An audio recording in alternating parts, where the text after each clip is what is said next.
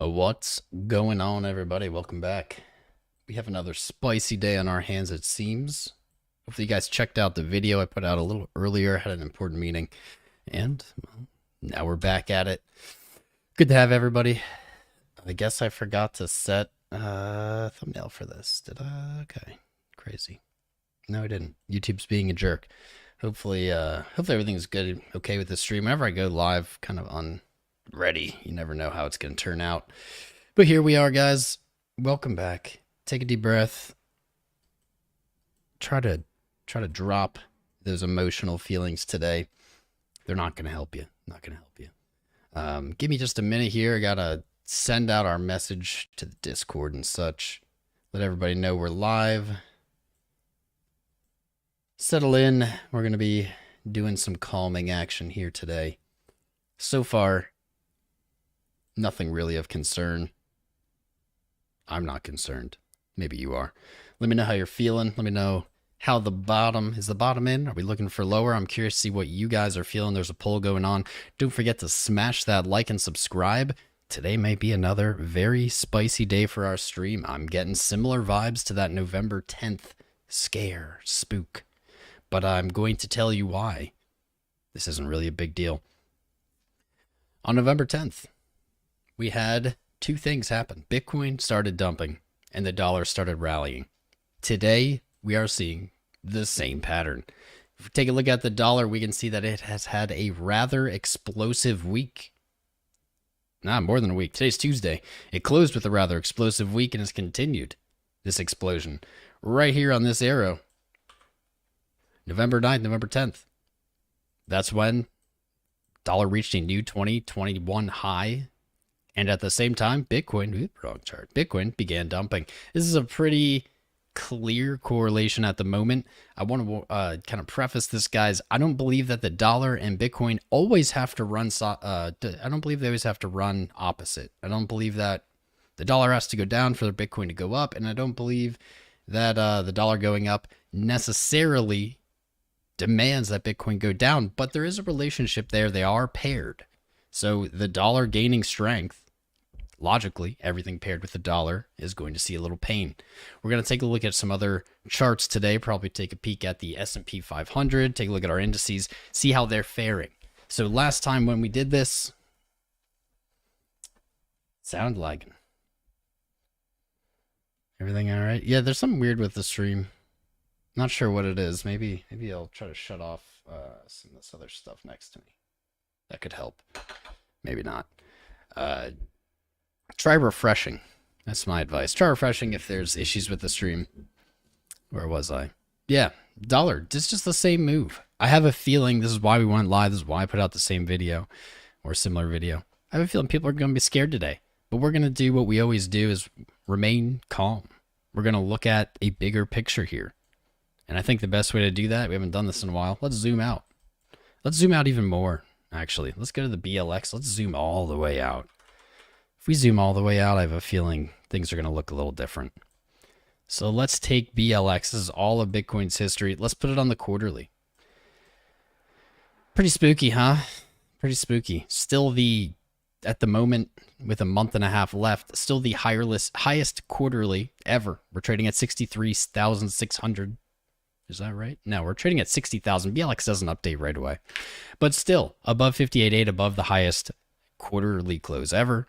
This candle, I wish BLX updated quicker. This candle, not really that threatening. Hope maybe on the monthly it'll have updated. We'll see. No. Let's go back to the Coinbase chart. BLX is being too inconsistent here for us today. Let's look at the monthly chart. So here we are at the top of this long climb. We closed last month higher than we've ever closed anything. This month, we have a tiny red candle. Really don't see a reason for concern, though I do understand you guys out there don't necessarily share the same mindset I do.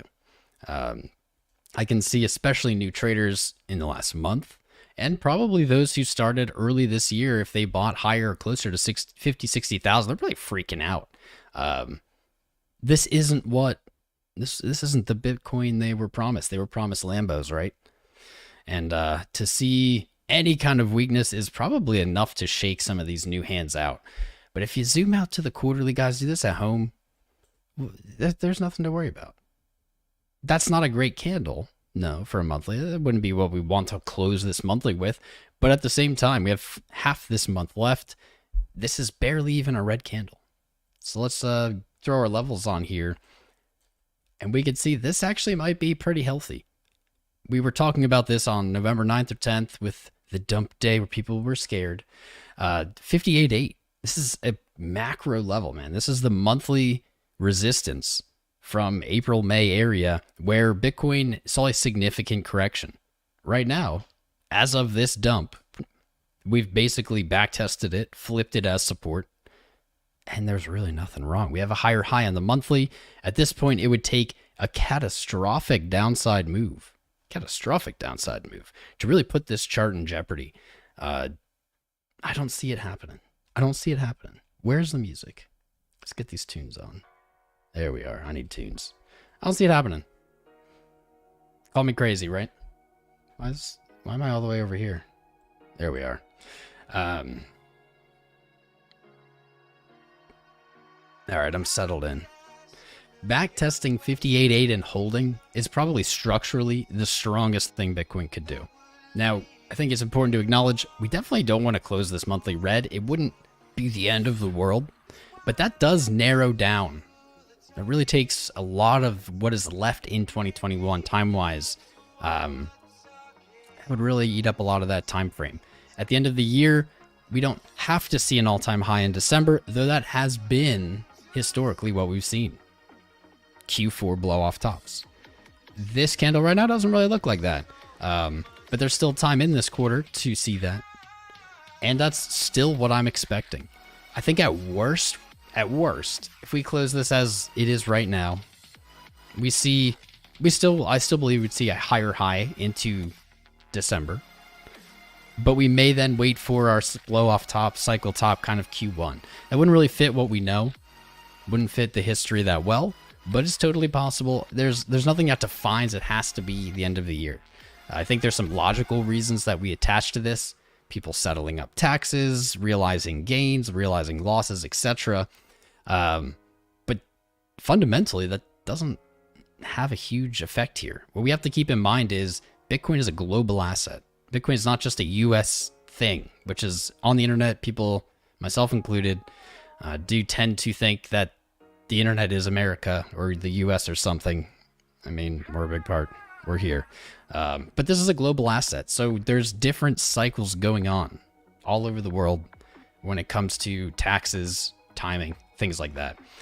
At the moment, I don't see any reason to stray from what we've been watching for, what we've been waiting for. This isn't even a big shakeout. This isn't even that big of a candle, man. The fact that it came right back to 58.8, we had been talking about 58.8, saying, hey, if we see downside, 58.8 is a monthly level, hasn't been back tested. Here we go. We got the back test. Let's zoom it into the week, see how things are looking. Nothing. We got 5 days to go. This is still a fresh candle. I will share this with you, a little kind of personal observation. I prefer to see this red on the weekly early. And so we have 5 days, 5 hours left. We barely scratched this weekly level, or this weekly candle. I prefer to see the red early in the week, and that gives us time to close it in a different situation. I think it's going to be pretty easy to identify what we're looking for here on our weekly close. So in 5 days, in 5 hours, we're looking for 60,854. From mid-October, late October, we can see these weekly candles found support there. Currently, we're trading below it, but there's plenty of time to move back up above it. In the ideal scenario, we would trade back above 63.3 to invalidate that bearish engulfing on the weekly, but it doesn't necessarily have to happen. This is going to be our upside. This is where we're going to be looking and hoping we can reach back up in the next 5 days, but in reality, above 60,850, we're in pretty good condition. We haven't broken our low from late October. That's down just slightly lower, 57.6. This test is so clean This test is so clean of 58.8. I'm feeling pretty confident here. I don't know about you, but I'm feeling pretty confident. If we look at the daily, this isn't even that, it still isn't that crazy. We're seeing some kind of maybe broadening pattern. That's possible. We've been seeing that a lot. In fact, maybe that's the pattern we've seen this whole time. 1, 2, 3. 1, 2, 3. That would actually be a beautiful candle today if we can settle that up a little higher. Something that caught my eye on the daily. The 50 daily moving average overlapping. Make this thicker. Make this more visible. The 50 daily moving average, a major trend setter, sitting right here at 58.8 on this bounce. The timing literally to the day. Yesterday, the 50 daily moving average was trading slightly lower. It doesn't really matter. Let's say 58.3. Okay, 58.3. Today, overlapping 58.8. We've seen a move down to 58.8, and now we're seeing some kind of buying. We have a bottom wick on our daily. The lows are being defended to some degree. We can also infer there's likely daily support here from the end of October. October 27th, 28th, we see a sell-off that was bought up, and we set a higher high. I think this chart looks pretty good. I'm sure people don't share that feeling with me today, but I think it looks decent. Holding the 50 daily is very much a sign of a bullish trend, and at the moment, we're holding it, baby. That's right. That's right. All my buttons are working. Cool. Cool. Let's see how the stream's healthy. We got 200-ish watching. Welcome, guys. Good to have you. Good to have everybody here. Don't forget to smash that like button. We've got an absurdly low amount of likes on the stream. It's okay. We got other things on our mind today. But please don't forget. It's very important. I'm a YouTuber. This is our bread and butter. The more likes we get, the more YouTube shows this stream to new people. And so it really does help get our message of calmness out there today. And people are going to need it today. People are going to need it. Retail. The average investor probably wasn't looking for 58.8. The average investor was likely looking for the moon upside or some kind of, I don't know, maybe slightly lower than it was, like 65,000. They probably weren't looking at 58.8.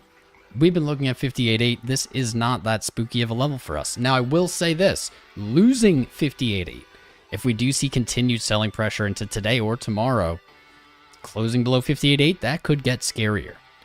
Still, in my opinion, not bull run ending scary, but we have support below. We talked about this last time we had a dumpish day. 52,700. Very important level in September. Price was rejected. This was maybe, in my opinion, the spookiest time. It was right back here. That's when we could have seen real trouble.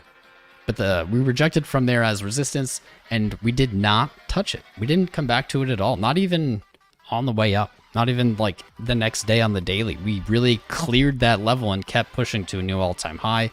And so to come back to 52.7, that wouldn't be the end of the world. I would absolutely want to see buying at 52.7 to feel comfortable. A daily close below there is going to get sketchier. Our supports become a lot lower. But at the moment, I don't really see a danger of that. We're going to do a little more analysis here today. I really just wanted to go live for all of you guys out there because I love you. That's right. Gary says hit the like button or the SEC will investigate you. Well, I can't verify that claim. Hitting that like button's a good idea. Let's see. There we are. There we are. One thing I wanted to look at as well. Let's zoom back out to the weekly. Where's our 20 weekly? I mean, not even close. Not even in the same orbit. Our 20 weekly moving average, this is what we've been pretty much watching for months now to define our bullish pattern, our bull market. Our 20 weekly moving average is sitting down at 46,500. That's suggesting to us that we actually have a lot more room below before anything gets scary. Losing the 20 and 50 weeklies, I would get a little concerned. I will be concerned if we lose the 20 weekly. There you go. At the moment, don't think it's in the cards. I'm going to mark this on our chart. Let's put this on our chart so as we do some analysis here, we have a record of where it is. There we go. Let's see, has the weekly changed? I guess we have to add indicators to even take a look. Let's look at our RSI, our MACD, and our market cipher and see what they're saying. Now, this candle is not complete, so whatever data we see on the current weekly candle, like right here, this RSI is pulled down low, we don't count this yet. There's too much left of this candle to consider it valid, but as we zoom in, we'll have closes, and those will be more important. So as it is right now, this wouldn't be the best close for the weekly. I think this lines up really well with what we were discussing earlier. Looking for the weekly to close above 60,800 to hold that weekly support level. I think that if we get that, we will see this momentum pick back up and follow suit with the last 6 weeks. So this is going to be something to keep an eye on. To close a waning momentum candle, while we can see in previous rallies, hasn't been the end of the world. It happened December 7th. But we continued rallying. It's not a great sign. We really want to see as many increasing momentum candles on the weekly in a row as we can, as possible. Market cipher, a little sketchy. This is a little conflicting here, and I think what's going to happen is as this week progresses, we'll see a little more. We'll get a little more information.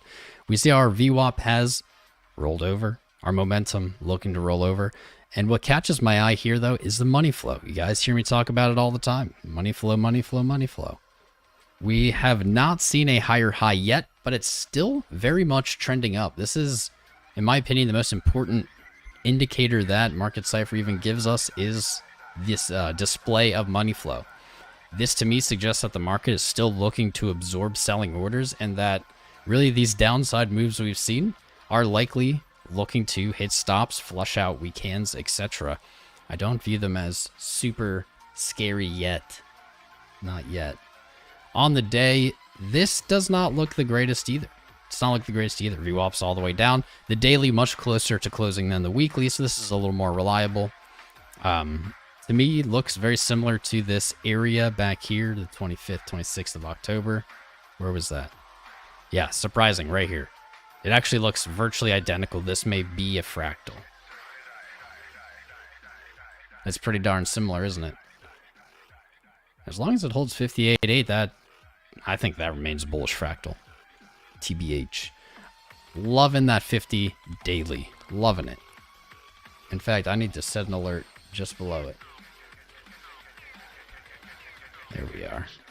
I think today, though might be spooky for some, I think today is really going to be potentially one of the last kind of clean entries we have. I still believe that we're looking to go parabolic here into the end of the year, the start of 2022. I don't really think anything's changed. The Ichimoku cloud, we are under the KJ and TK, the green and purple lines here. We want to get back above those. 63.3, of course, where we want to close the weekly ideally. But we're still hanging out above this green cloud, and what that's telling us on the daily time frame, Ichimoku is saying your trend is the same. Your trend hasn't changed. We can see that back in September, October, we spent a good amount of time in the cloud. I would love to avoid that because this was pretty painful price action. But even then, even though we hung out in the cloud for a long time, we kept rallying. Ichimoku cloud is not super concerned. We may get a cross down here if today trends lower or tomorrow trends lower. May get a cross down, but a cross down above the cloud, not a very threatening signal.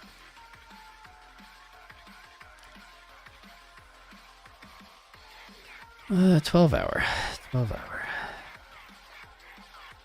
12 hour doesn't look so hot. Let's be real with ourselves. 12 hour looks pretty ugly. Money flow rolling over, looking to go to the negative side after how many weeks of expansion? Since October 1st. We've seen money flow expand, now maybe contracting.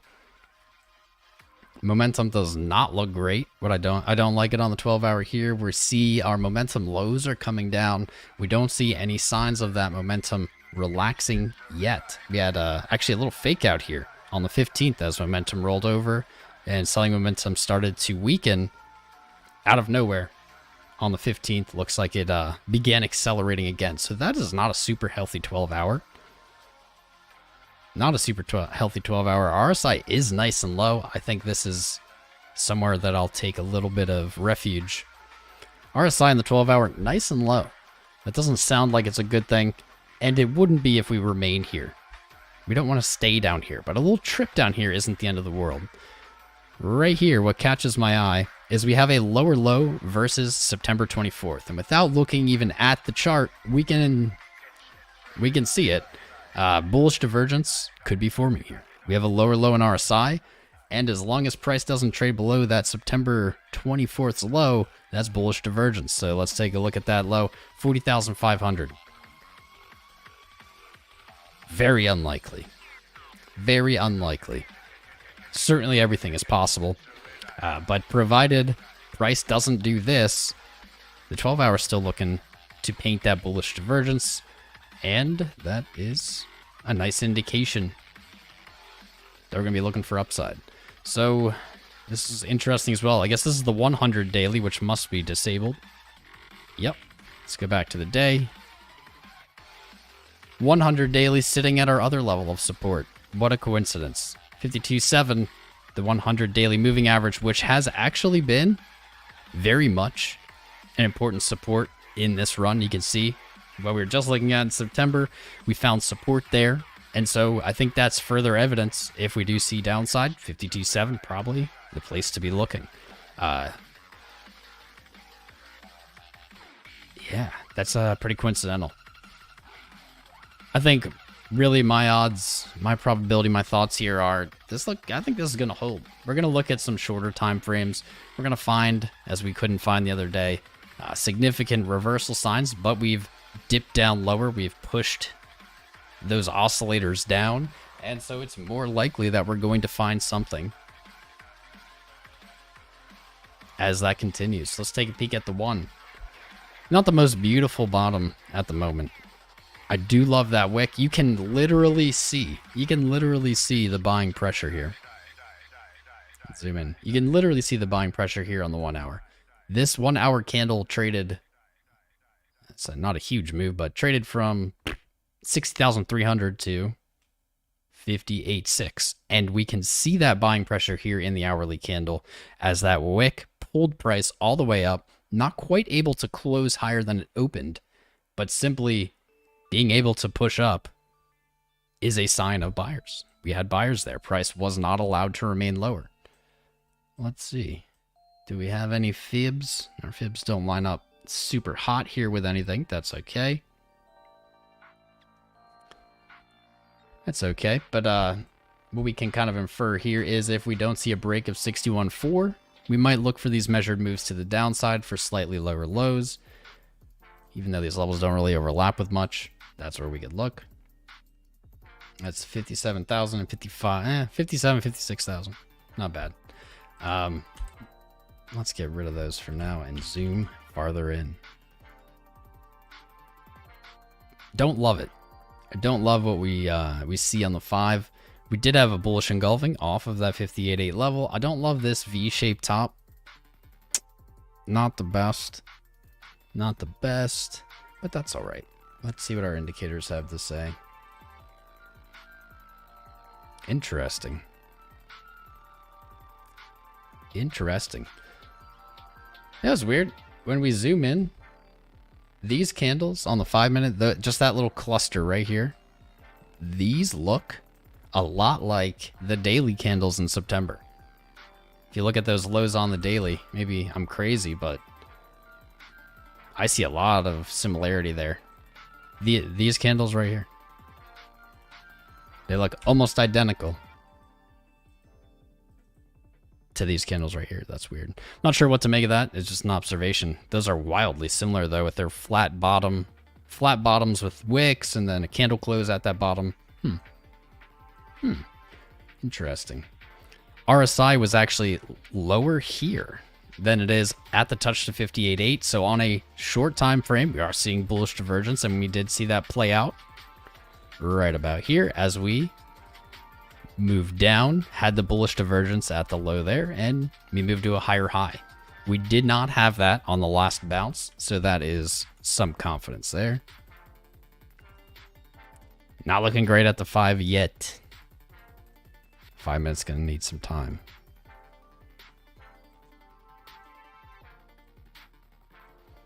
Let's see. We do have a golden pocket sitting just a little bit below where price is right now.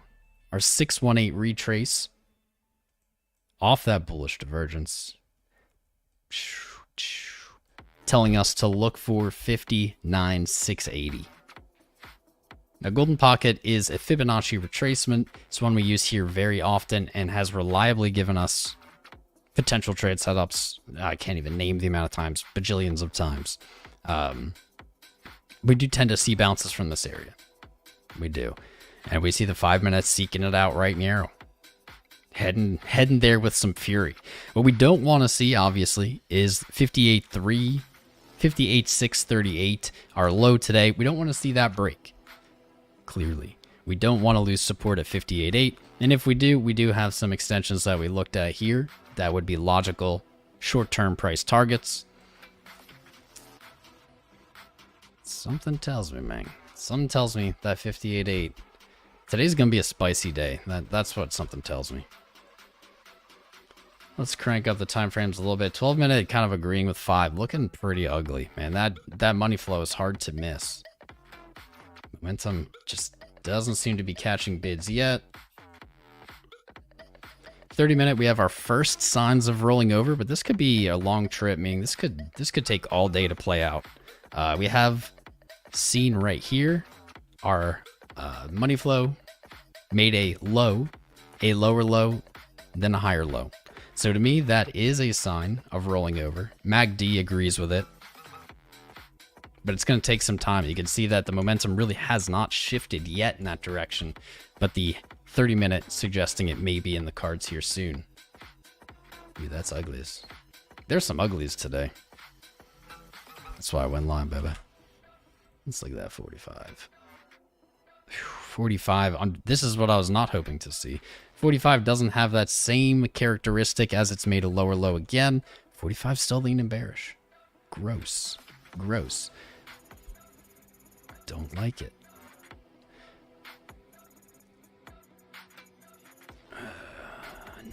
Maybe the hourly has secrets. Man, that chart does not look good, does it? It's almost getting suspiciously not good. Chin stroke. Man, 2 hour not giving us much either. This is the first sign of really anything so far is MACD on the 2 hour. Despite putting in a new low here in price, momentum still seems to be rolling over. It did put in a lower low, so not optimal, but we do see that momentum since right about here. Our low today has waned off. We're seeing a little of that selling pressure be gobbled up by the market, I guess. 8 minutes to close in this 2 hour. Not a huge fan.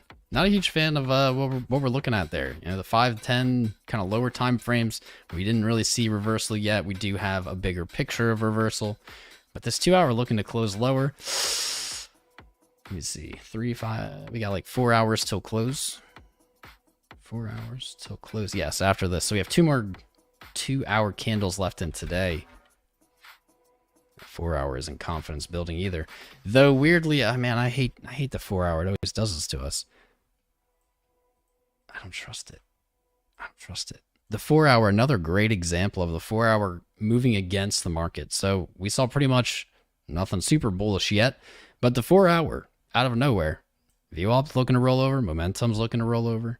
Money flow remained green, positive, despite that kind of volatile move, we'll say, today.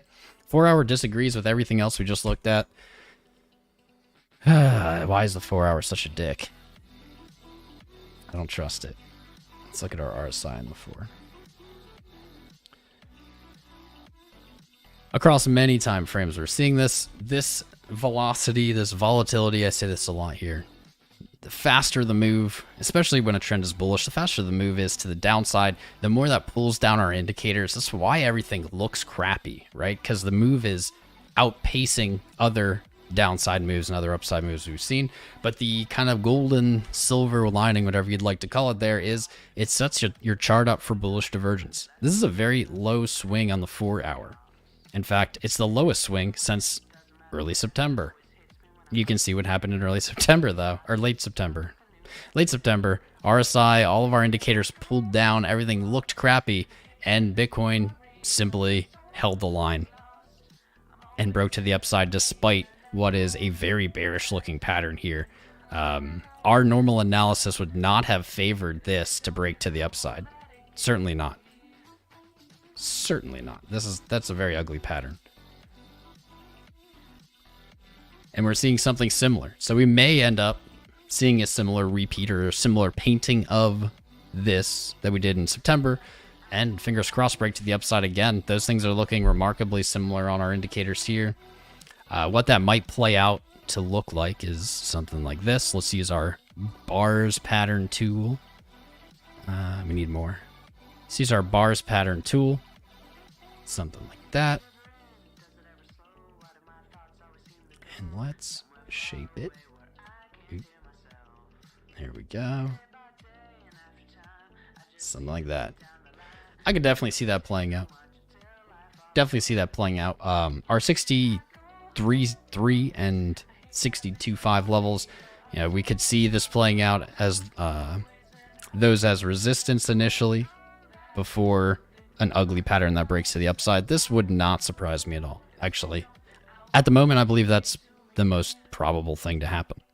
We're going to see some kind of ugly pattern paint here, and we're just going to watch it as it never really plays out.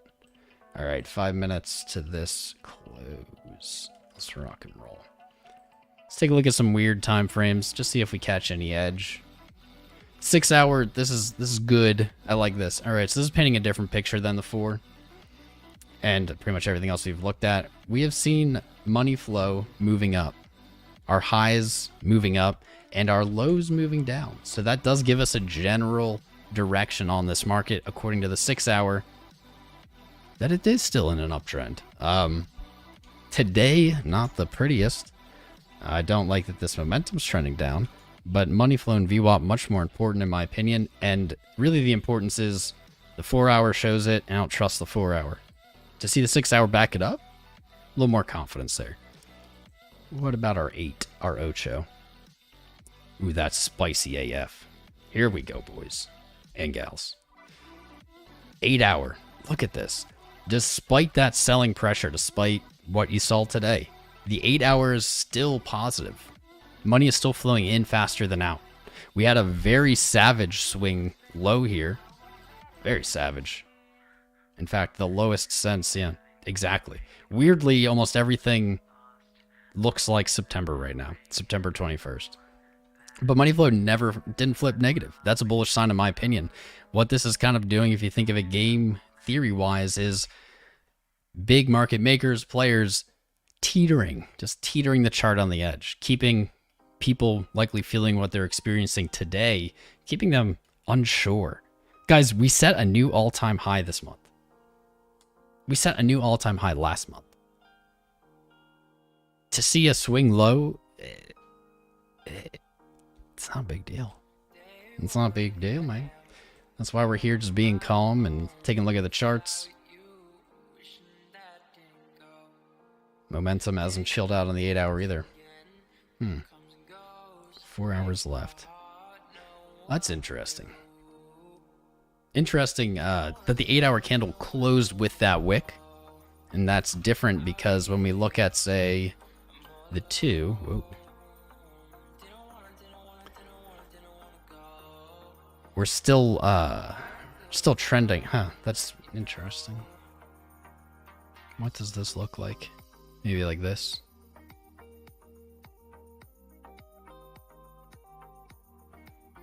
Yeah, higher high here. Let me bent back down. I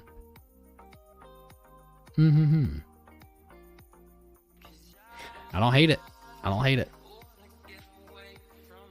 We haven't quite reached that golden pocket retrace, and that's not the end of the world. We do have a clear trend line here from our highs. And do we have one on our lows? Let's see how well this fits. Not what I wanted to see. Not what I wanted to see. Huh. We gotta get back in this pattern here. I don't like to see resistance after we drop out of a wedge of any kind. And I don't like to see it finding resistance back at the bottom of that wedge. Not super bullish, but it won't take a large move to get back in there. I mean, 61.1 is $1,000 price move.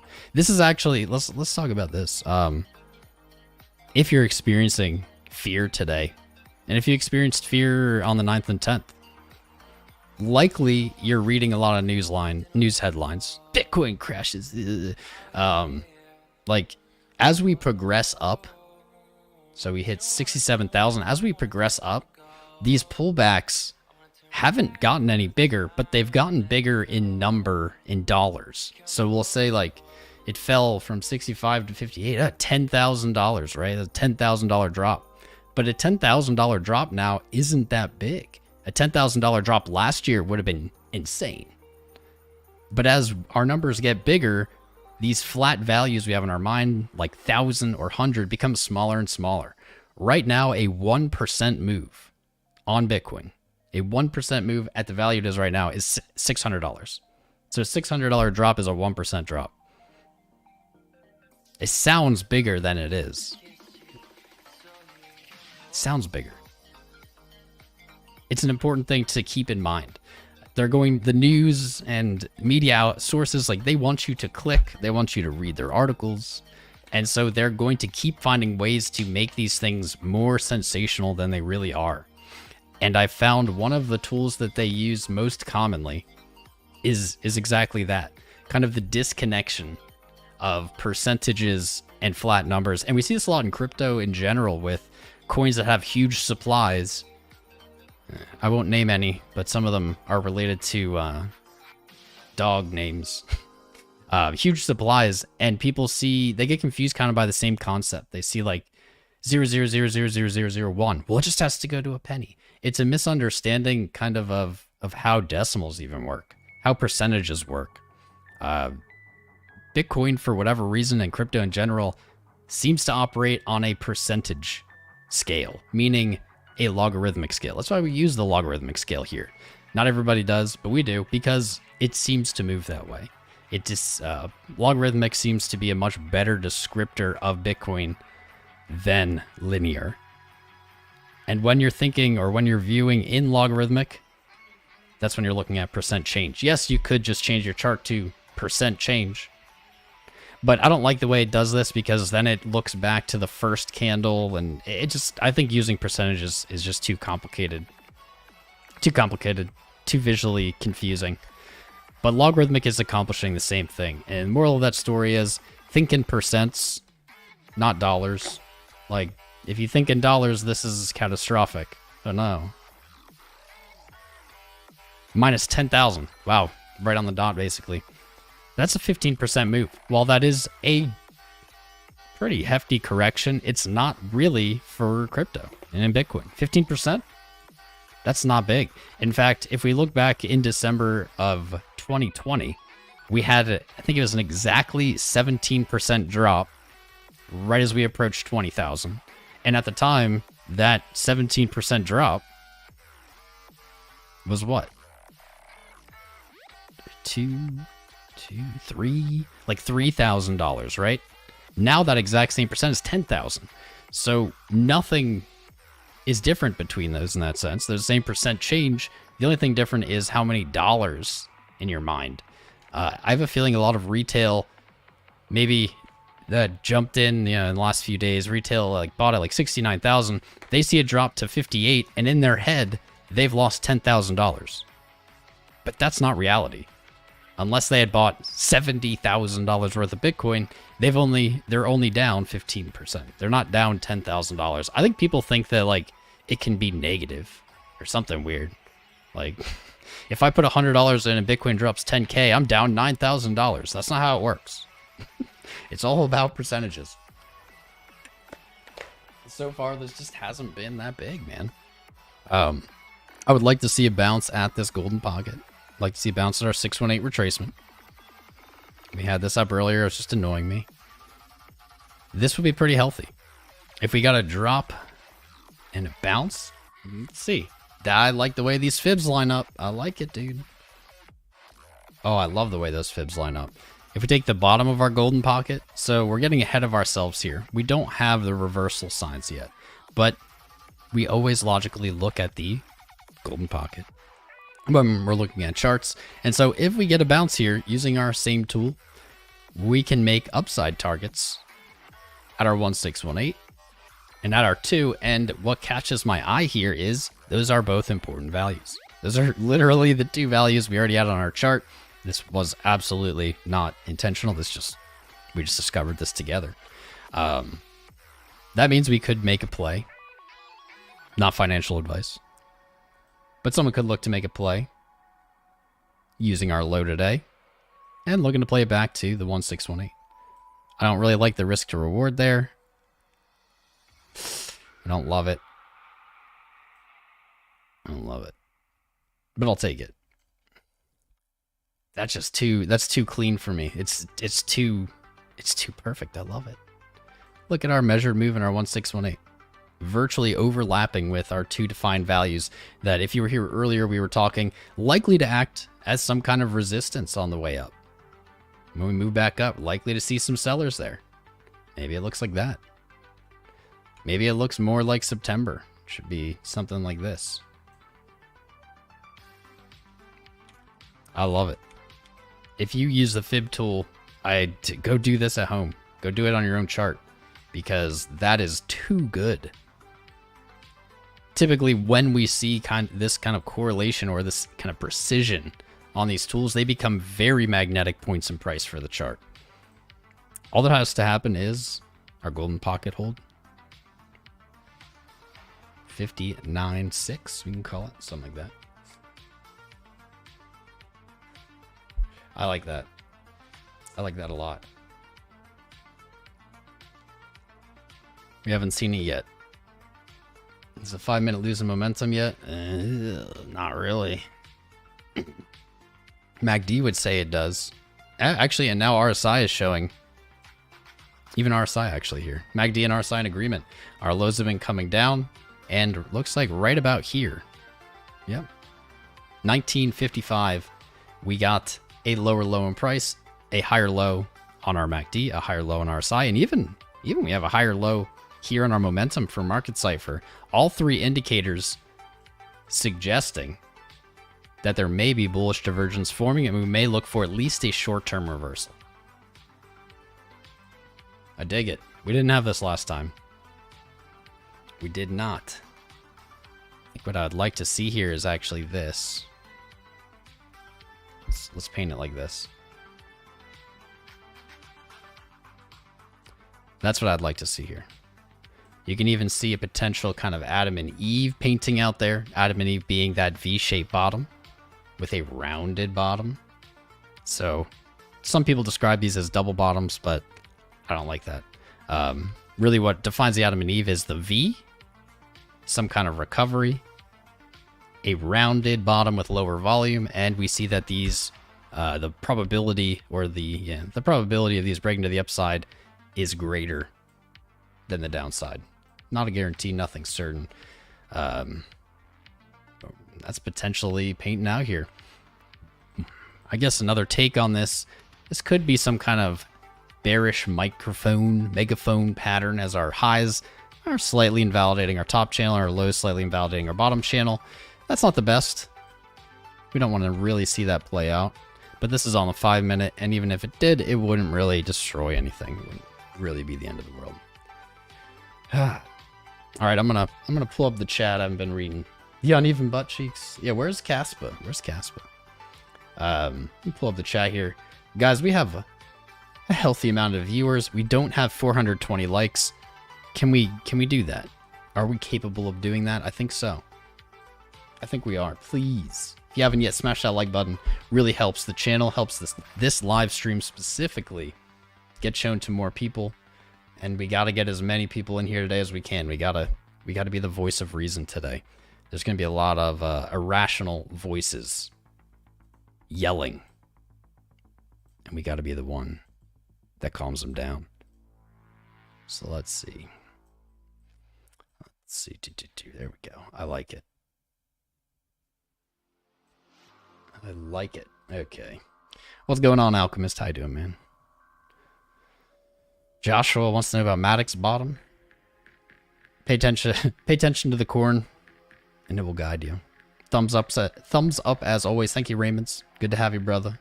Soul N says bye. Renee Silva, the man himself. How are you doing, bro? How you doing? Whoa.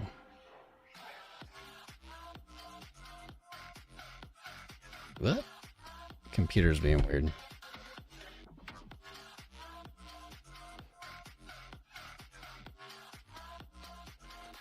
All right, there we go. Push that like button. Thanks, Oles. Welcome, man. Crypto miner, mine and Matic. Nice. You get good APY on Matic, on Celsius. Max Crypto. That's a great sentence. I don't know if you've been around here, my brother, but that's what we preach. That's 99% of my trading is done by limit orders. And Max Crypto says, anyone notice that when it hits our targets, you almost have to have limit orders beforehand or you won't catch it? Absolutely. Absolutely. I try to push this idea as much as I can. The average person tries to trade with the market. They see it going up, they market order buy. They see it going down, they market order sell. Think about it in just a really plain context.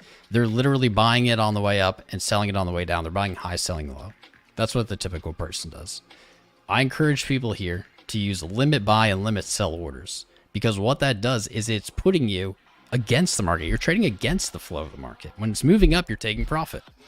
When it's moving down, you're buying. You're re-entering, or you're opening a position.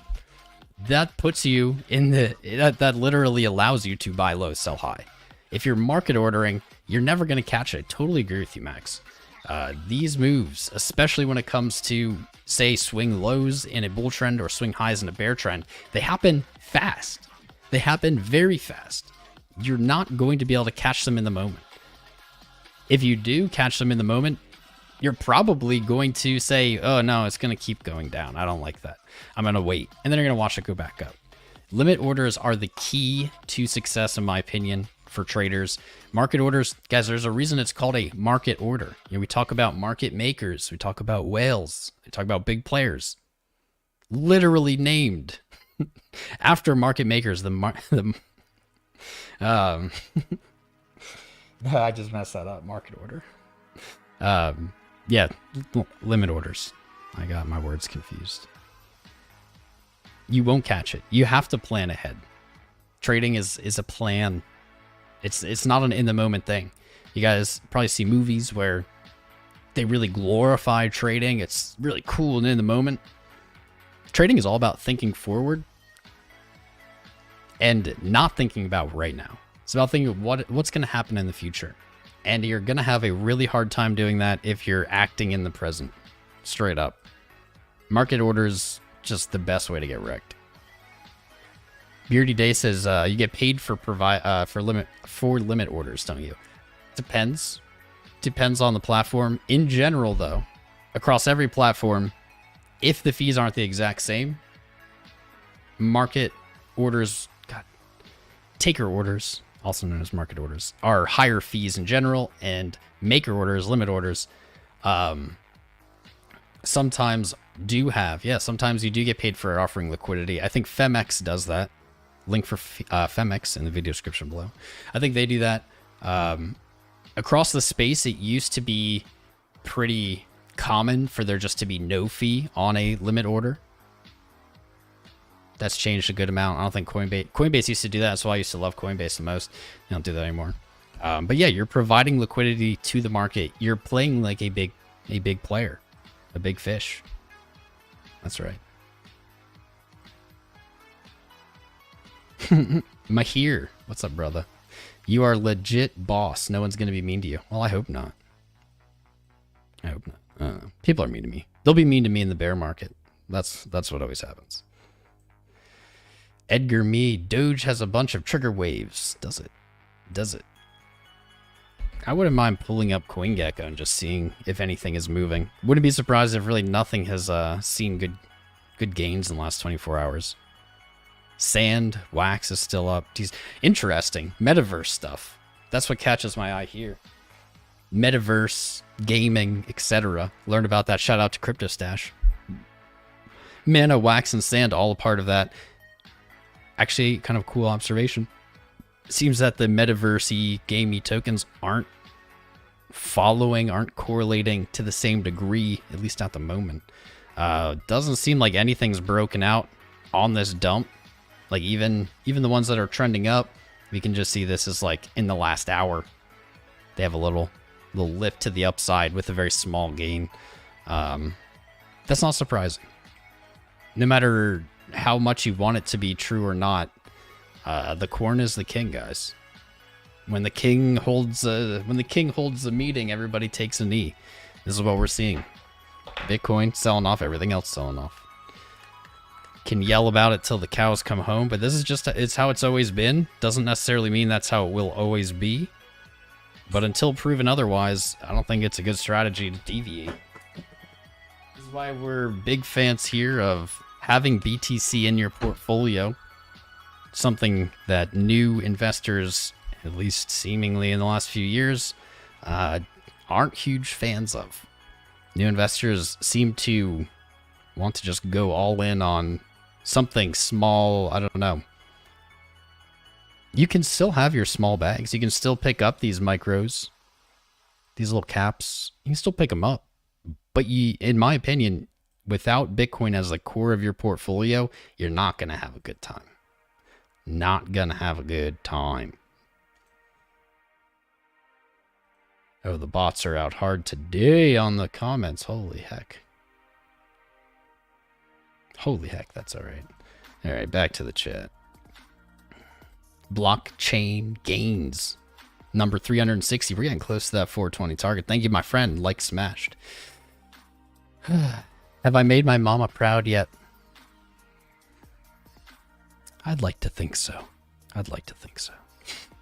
We need a W on around the blockchain. True that, man.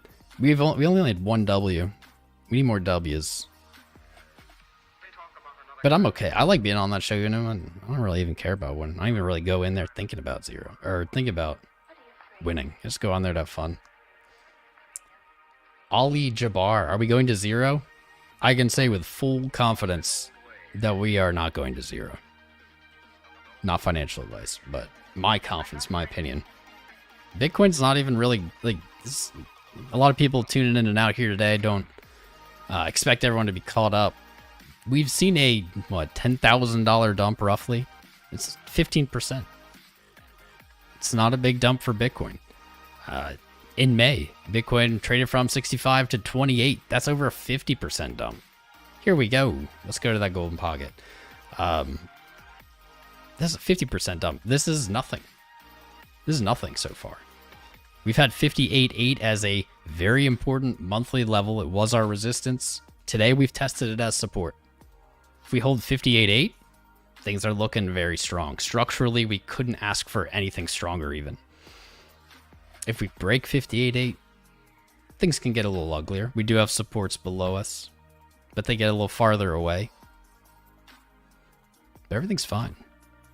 If you think Bitcoin is going to zero because of today, you're going to have a really hard time in crypto. You're going to have a really, really hard time making it here. This is, we may not have seen the end of it. We may see lower today. I don't think we will, personally. But this is like a dump for ants, guys. This is like par for the course. Once maybe, say maybe a 20%, below 20% dump, things get a little more serious. But again, we traded down to 28.8 in what, July, June? I don't know. One of those months seems like years ago. Did it go to zero? No. Bitcoin is never going to zero. Period. I think that that's one of the biggest hurdles people have to get over mentally in crypto. but what if it just goes to zero? For Bitcoin to go to zero, that means people would have to sell their Bitcoin for $0. There's no cost of custody. There's no, Bitcoin isn't like oil where you need to store it somewhere. It needs to be stored safely in regulation.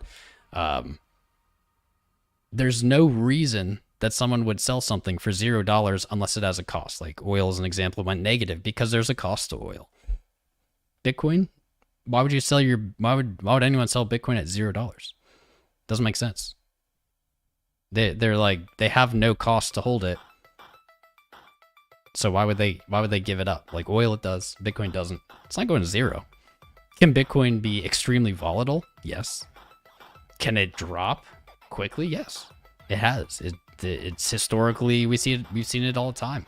In fact, outside of May, June, that drop, we really haven't seen significant drops in Bitcoin since March of 2020. And even then, even in March of 2020, when the entire world basically saw chaos, Bitcoin didn't even trade to a new low. Bitcoin is the hardest money that exists. When everything goes to crap, fingers crossed it doesn't. I don't want everything to go to crap. But it's probably unavoidable. Anyway, when it does, do we think Bitcoin's just going to have a moon candle? No. Bitcoin loves riding the coattails of other news. It loves to feed off the fear of other markets. So if in that scenario, we'll call it hypothetical for now, I would expect Bitcoin to dump. But the important part would be Bitcoin would recover. It would recover faster. It would recover stronger. Likely in that theoretical event, it likely would shoot to new highs pretty quickly. Like honestly, in March we saw it trade down to 3,800 and then basically went right back to like 6K within, I don't know, a day or two. Like almost 100% move. It's not that hard money doesn't make it so it can't go down, right? It makes it more resilient. It can still experience downside, but it's more resilient to that downside. If we see a really big global crash of stocks or something, there's many that may never recover. There's many that will take maybe years and years and years to recover their highs. Bitcoin, I'd say four years max would be what I'd be looking for. And I don't even think that that's the most probable scenario. I think Bitcoin would just see a large wick to the downside, and then probably that would be the defining golden moment. You know, that's kind of been what Bitcoin was designed for, or designed with in mind, was to be that hedge. Was to be that hard money when this happens again. We haven't seen it happen again, technically. But it, what is it? And the Genesis block, banks on the brink of bailouts again. Like, this was designed for chaos. I know, it's kind of weird, kind of hard to think about. But it was designed to combat chaos with mathematical certainty and verification. That's what we have. I was just rambling. But zero is just not a logical number for anything. Because someone has to sell for zero. Why would you sell something for zero? You might as well just not sell it, right?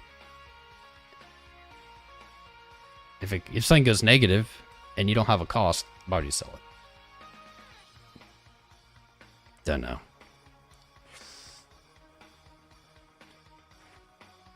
Narui TV. What would the impact be if Nakamoto Satoshi Nakamoto revealed himself to the public and sold his 1 million Bitcoin today? I mean, it would be chaos, bro.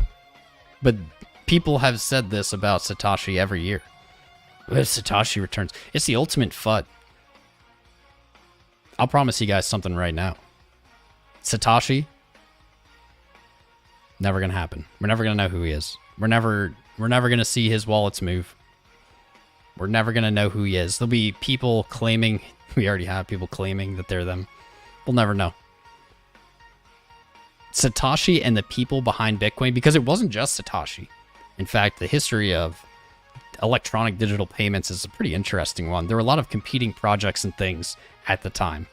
I think one of them was eGold by Nick Szabo or whatever. There was multiple people involved. Whether Satoshi is one person or not, we don't really know. So we can just say them. But they're never going to show themselves. I can tell you exactly why. When they created this thing, it's easy to lose sight of it now because we've seen all this growth. The whole world is now paying attention to cryptocurrency in some degree. That wasn't true. They didn't know that this would succeed. They had no idea. They had no way of knowing what the future would hold. They created this not to get rich. I know a lot of people join crypto because they want to be rich. They want to moon Lambo. That's not that team. That team created this just purely based on ideals. I don't want to go as far as to say like religious belief, but that's the closest thing, is they saw the world with a huge problem that was seemingly unfixable, right? Humans have kind of been in this cycle of currency boom bust for a few hundred years now, and we didn't have an answer. And these people saw this problem and how it was impacting people's lives, and they put their minds together to create a solution. It was never about getting rich. Satoshi's never going to reveal who they are because they're smart enough not to.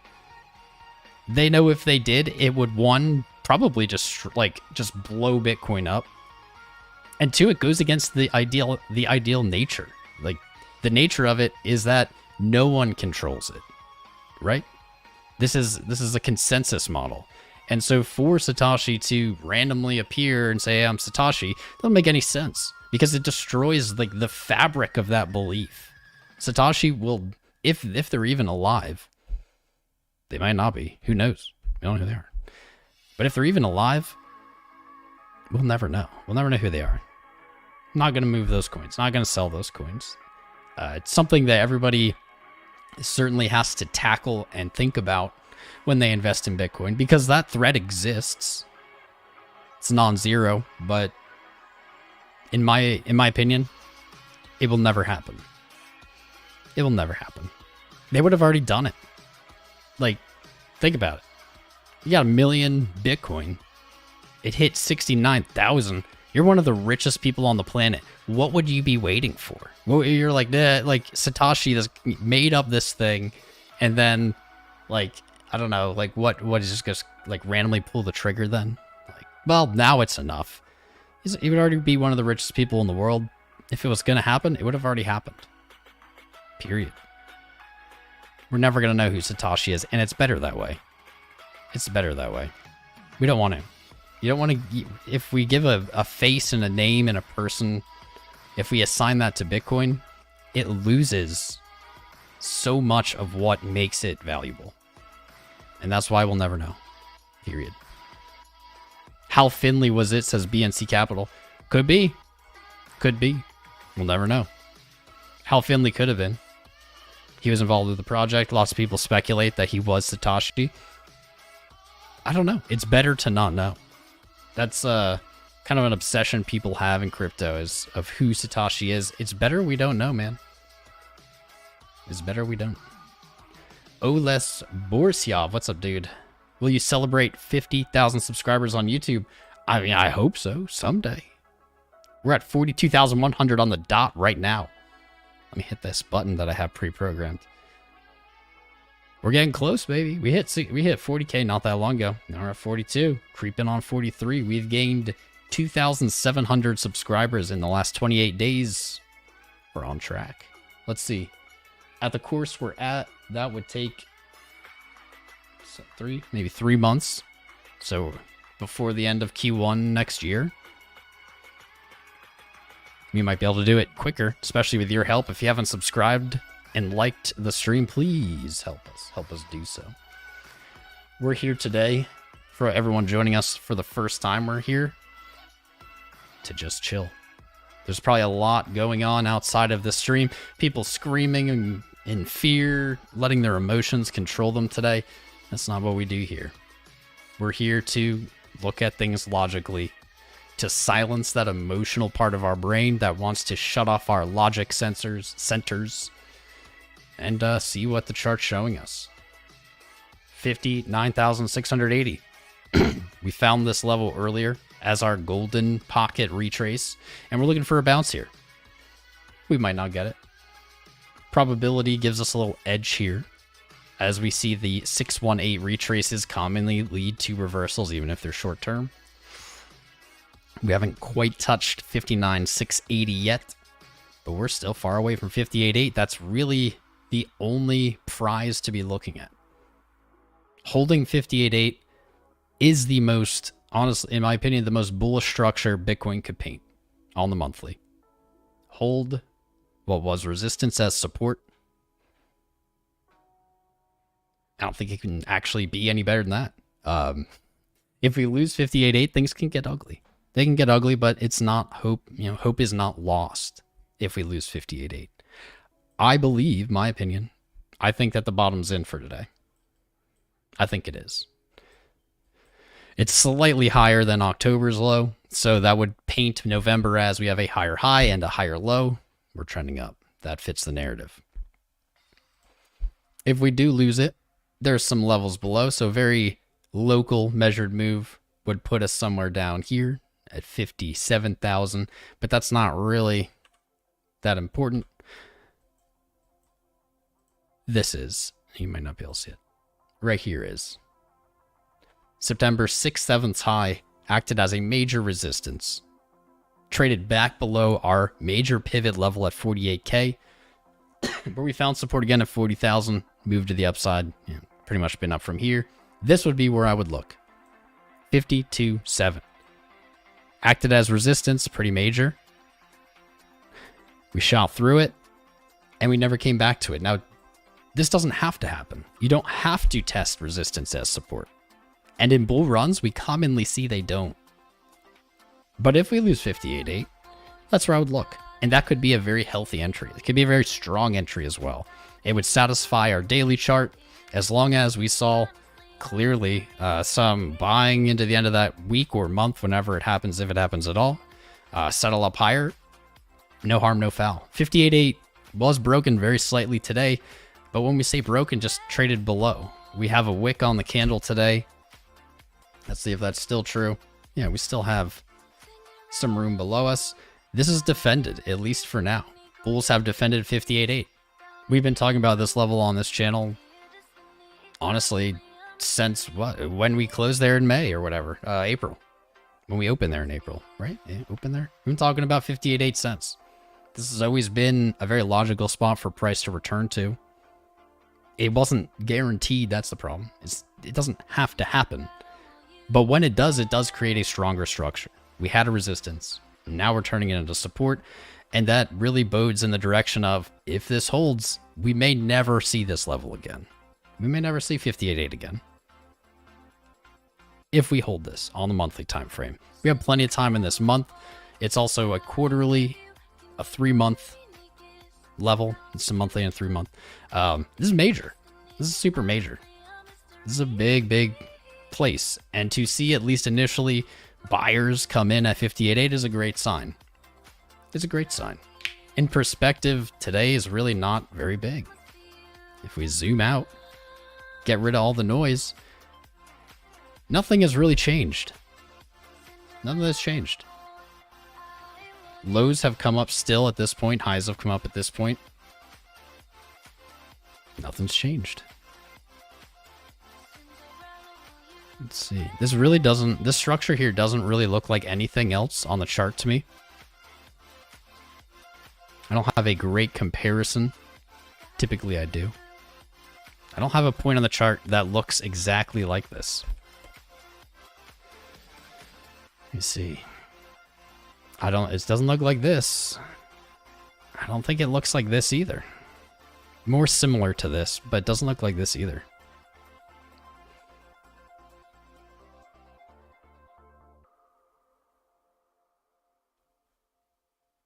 I don't really look like anything. Maybe back here. Maybe all the way back here.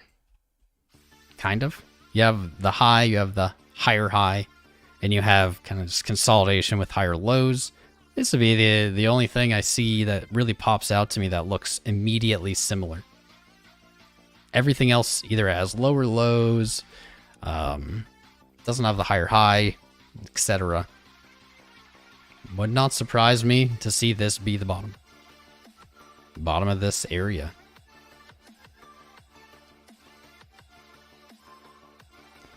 Let's keep our eye on this chart though. I want this 618 to hold. There we go. Nice and tested in there.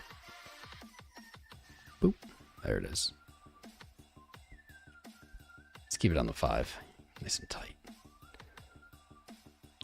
If we hold the golden pocket, we would look for a retest of our high, 61.4. Break 61.4, and we're looking for our measured moves. Just so happened to be right at the levels above us. 62.5, 63.3. The 1, 618, and the 2. We don't have the bounce yet here. See if the 5 minutes in any better condition.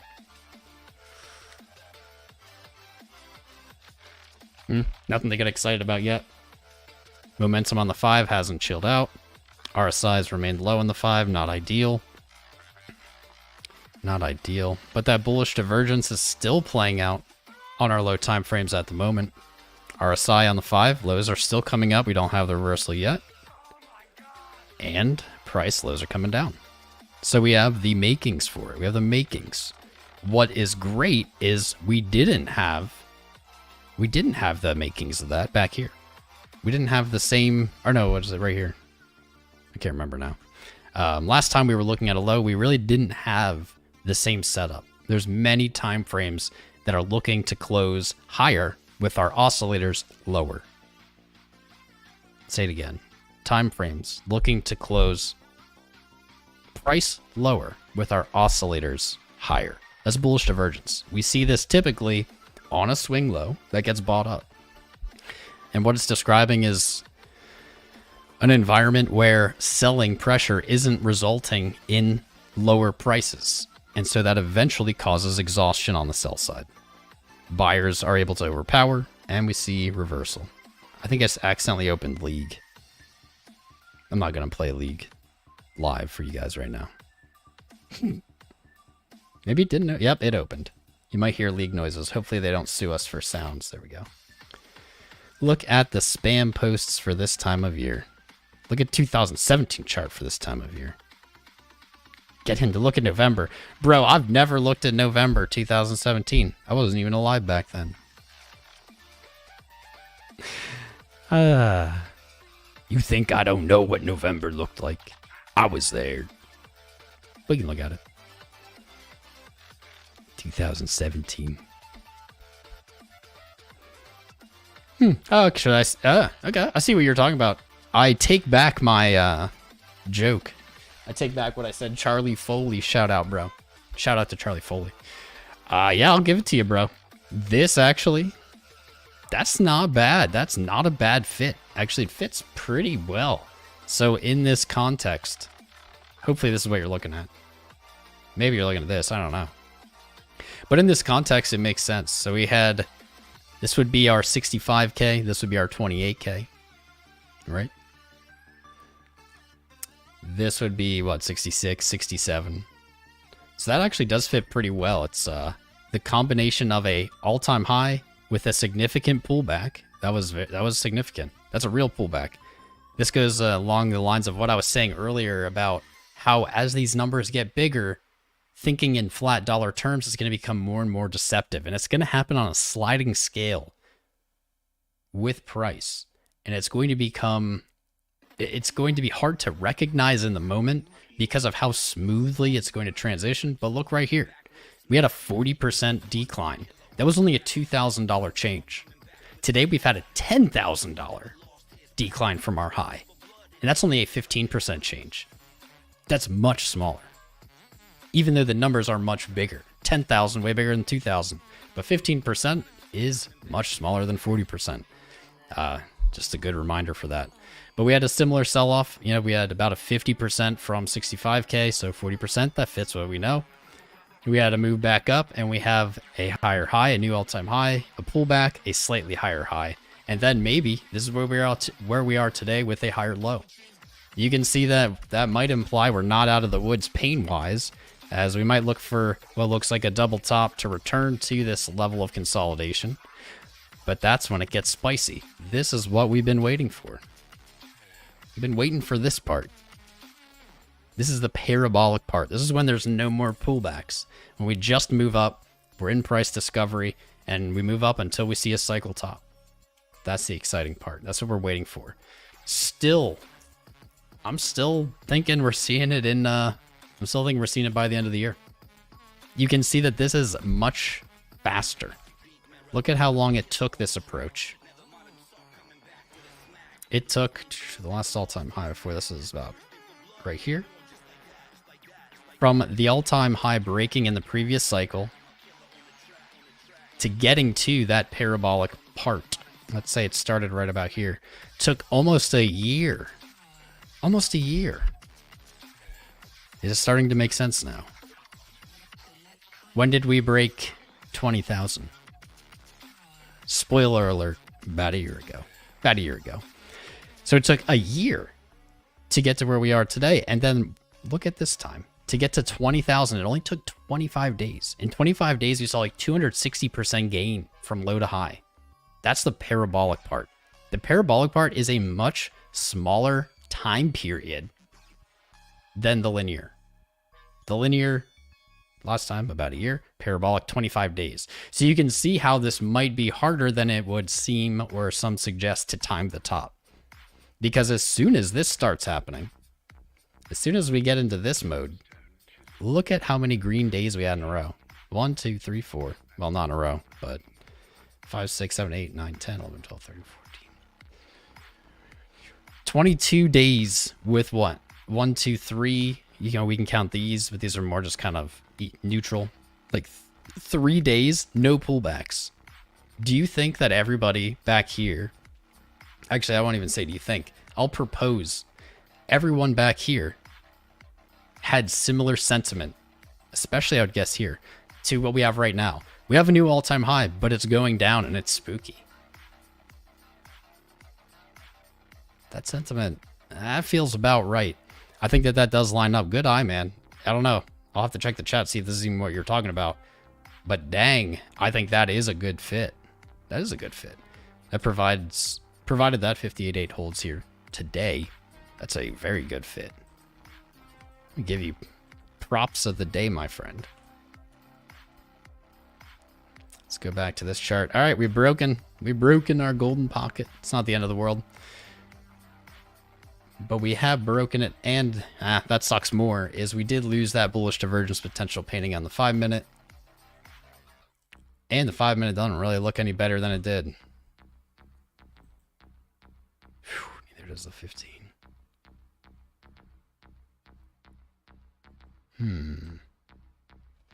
Are we getting a retest of 58.8 today?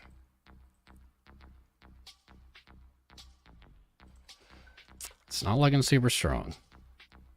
Ooh, apparently our cake trade filled after months. I just got an alert. You guys probably have seen videos where I make trade setups and they seem like they'll never fill.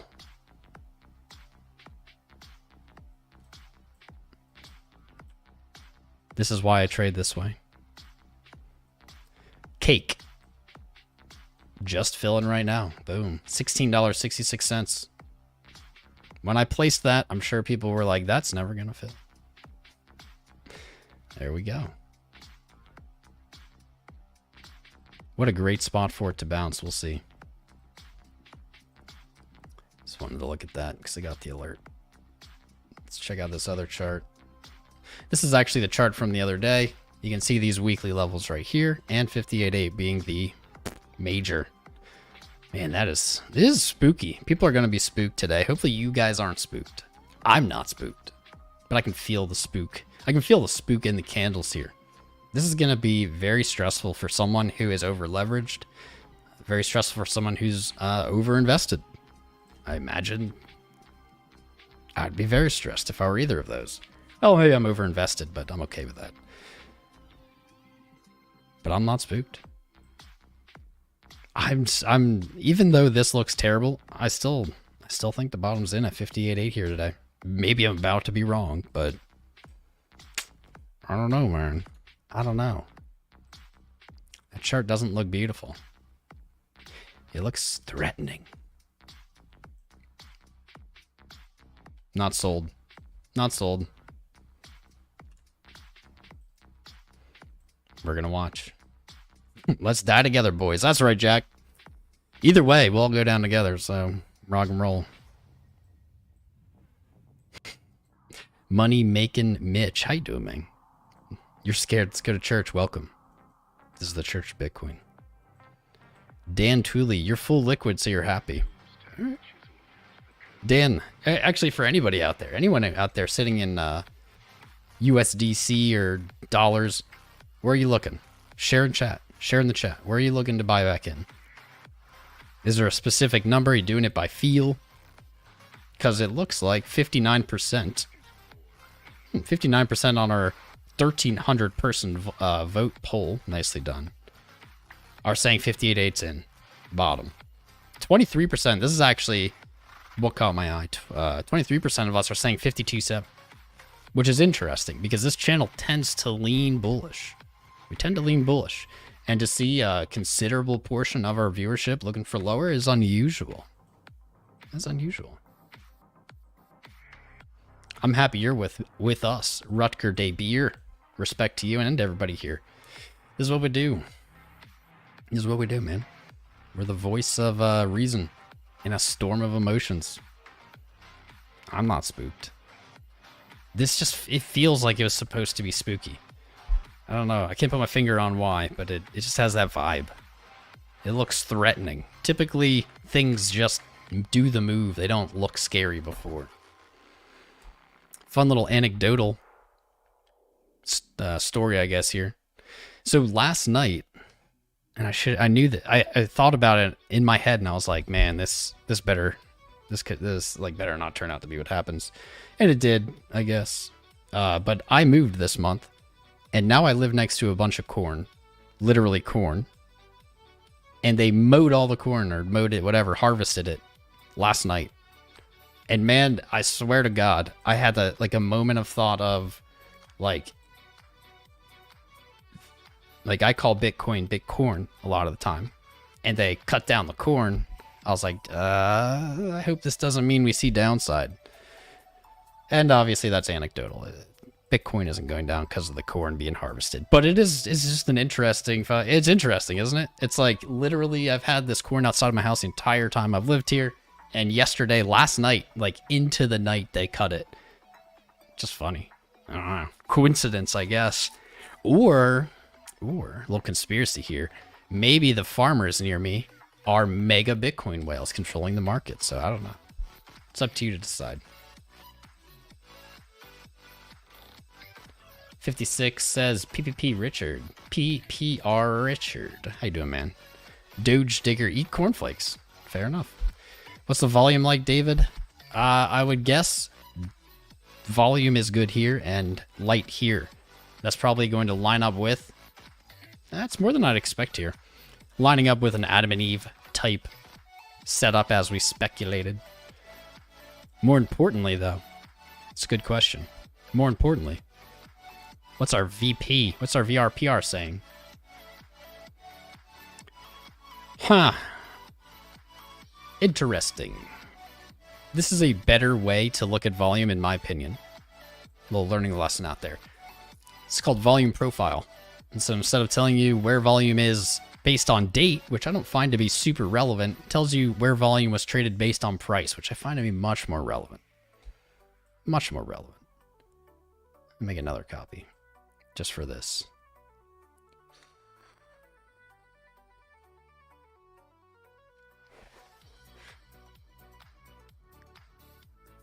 All right, here we go. This is interesting because this was talked about. We talked about this. This is wild. You know, I'm thinking 58 is still it, but we did have reason, and we even looked at this in the live stream. We did have reason to say, well, maybe that 52-ish area. It's possible because we see a pretty consistent pattern here. This isn't looking all the way back. That's why it cuts off here. There is volume underneath there. But we see a pretty consistent pattern, and that is volume is high at the bottom, down here at our lowest traded values. Volume, you can see that on volume profile. That was the most traded period of this range. The second most traded range was right here, which doesn't really fit as well, in my opinion, because there wasn't that much time trading there. But it does fit here, second largest spike in volume, and this is what caught our eye here, was right in this area. So from what looks like 52.7, that daily resistance level potentially could be support if we see 58.8 lost. But what caught my eye here was volume was actually higher, even before this dump, above this little range. So that broke this pattern, right? Because logically, we would expect this range to be the third largest hump, and then up here, the fourth. Because this wasn't traded much. This was traded a lot, and it's odd to me. It was odd to me then, too, that the volume was so low, comparatively. So that might argue, if you guys want a bearish argument, there's your bearish argument, is this range right here. So from 52.789 to 59.5. Yeah, 59.5 doesn't really have the volume you'd expect, especially looking left. We would expect this to be a pretty thoroughly traded area, as we kind of ranged here for 80, 90 days, right? It's a little unusual. We noticed that in the last stream too, and we even talked about what would happen if it did move down there, that we might see this volume filled in, likely be larger, this volume filled in, and then maybe our pattern continue, meaning our volume, traded volume, trending up with price, or trending down with price. So that is an argument. I think that's a valid argument for that 52.7 level. Doesn't guarantee it, but where it is, to me, it fits. It fits a narrative.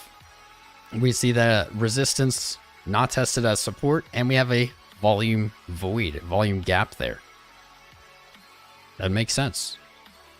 Really would make sense. In the video, in our analysis, we were saying if 58.8's lost, that's where we're going to look. You guys watched that video I released earlier before the stream.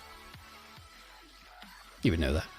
But 58.8, so this is like kind of the confliction here, is 58.8 is right where volume picks up again. So for those of you who maybe aren't as familiar with markets and volume and trading, essentially volume means someone sold and someone bought. You know, every buy, every sell has two parts, a buyer and a seller. You can't have one without the other. Volume literally is how many coins changed hands. How much. That's why I prefer it here on volume profile displayed this way, because I think it's more important where that trading went on price-wise than it is time-wise. And what we see, and we were looking at this back here when people were thinking we were in a bear market, we were saying, man, there's a volume void above us.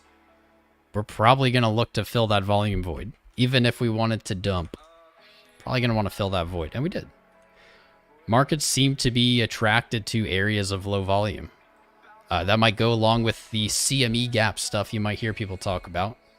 That leaves a gap of volume. Markets tend to want to go back there and fill it. I don't know why. It's just a pattern. But man, I'm very confident. If I'm wrong about 58.8, 52.7, that's where I'm looking, hands down. Like, the probability of breaking through all of this, I think, is extremely low. Extremely low. In fact, if we don't test this, if we don't test 52.7 here, I could see that being the bottom of the next bear market. Like, we could see something like this happen. Over time, come back down. Come back down, test it. Like, this, provided we don't just dump out of it, which I don't think is a real probability. It would be unlike anything we've ever seen in Bitcoin. At what is honestly Bitcoin's so far peak of innovation and peak of adoption. It's like right now. I don't think so. But I could see the entire cycle playing out. I think I just need to make this smaller. I can see the entire cycle playing out And I have for a long time, like this. Whatever happens there. And then we move into the next cycle, 2024, 2025. I could easily see that happening. In fact, it almost makes too much sense that this would be the bottom of the next bear market. Look back at what we did right before we went parabolic. We were talking about this earlier. This was the last little hoopty, last little dunk before we went parabolic. We pointed out that this even might look very similar to our daily candles we're seeing right now. So here's kind of the logic behind what I was saying. We saw the parabolic run, and then the bottom of the next bear market right here. Very close. Very close. It's up to you. We could be seeing that again. I think the odds are good. That's what I've been watching for years now, it seems.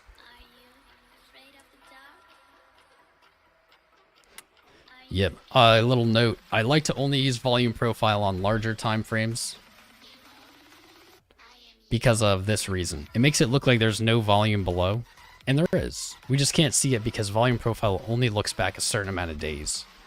That's its biggest weakness, I would say. But to me, this is saying lots of coins exchanged hands here. We've moved past it, and so thus there is support. All of those coins changing hands, that's support. It was resistance. That's when they changed hands. So we got support. We could be filling in this little gap. If we lose 58.8, we might come fill in this gap down here. But structurally, the same thing is happening.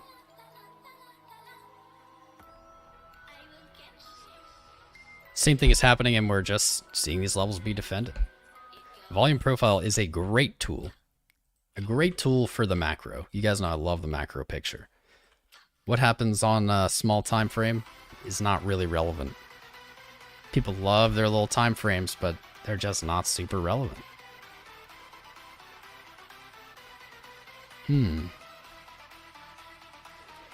Alright, we've reached the deep retrace. It's not a super bullish sign, a deep retrace. So the deep retrace is the 786. Not a bullish sign. Typically, when markets do achieve this deep retrace, they tend to seek out a total retracement. That'd be 58.8. They tend to.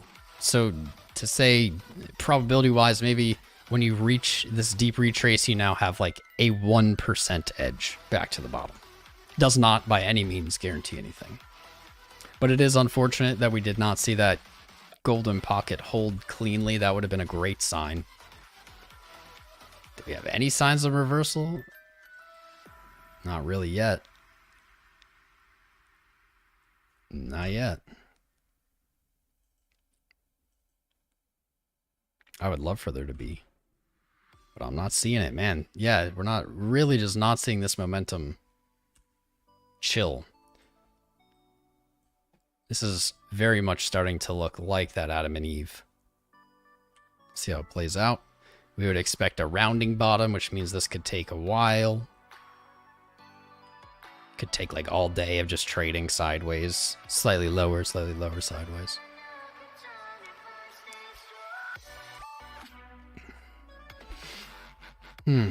Look at some other random coins here.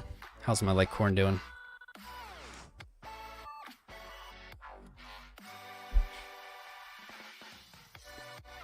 Dang, Litecoin's at support though, yo. Woo, buddy.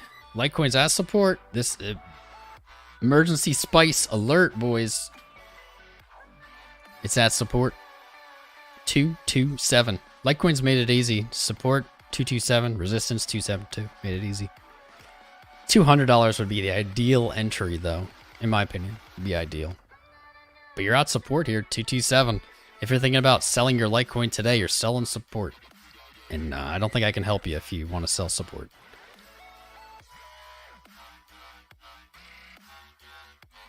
Let's change this back to red. There we go. That's spicy.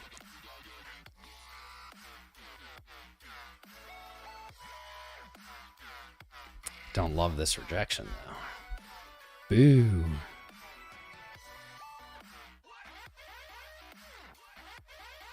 It's at support, baby. All right. I'm putting an alert at 222 here on Litecoin. That is... I know people wanted to look at Matic, so I'll pull up Matic. Because I'm not really taking requests today. Today's a chill stream.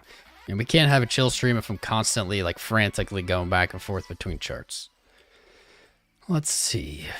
Matic broke to the downside for some reason. Weird. I see why people feeling a little sketch. Feeling a wee sketched. I could see that. Momentum gaining on the sell side out of nowhere. Okay. Daily looking a little crappy.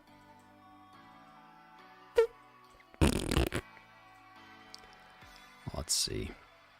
Man, that $2.50 was so clean, too. I'm going to be looking for support on Matic. $1.40 to like $1.37 range. If it even gets there, man. This could be... Today could be real spicy across the market. That certainly looks like crap. Certainly looks like crap. It had that such clean back test of resistance. 250 was such a strong bet from $1.80. Such a strong bet.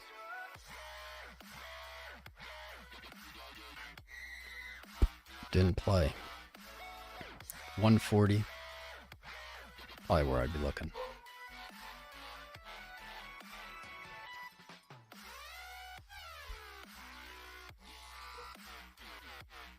Weekly's alright. Doesn't look too great. Doesn't look too bad.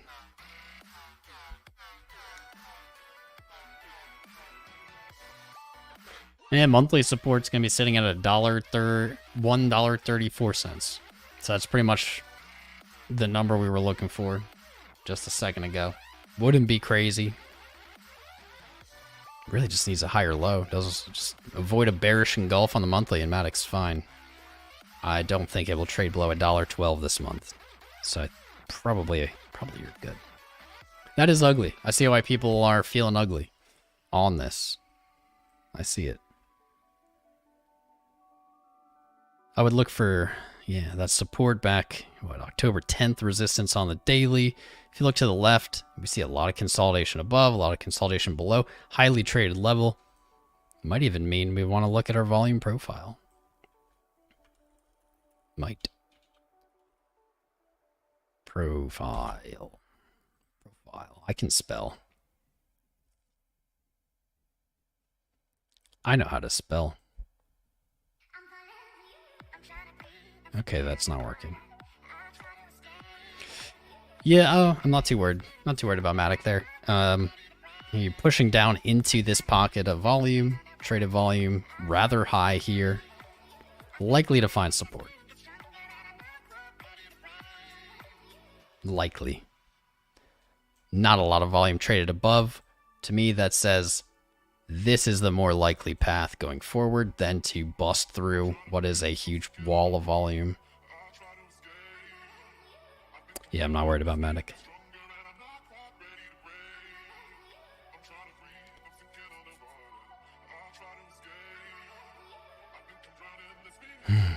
What is up, dudes? We have broken the 420 like threshold, and we are off into like price discovery with 520 likes. Right on, everybody.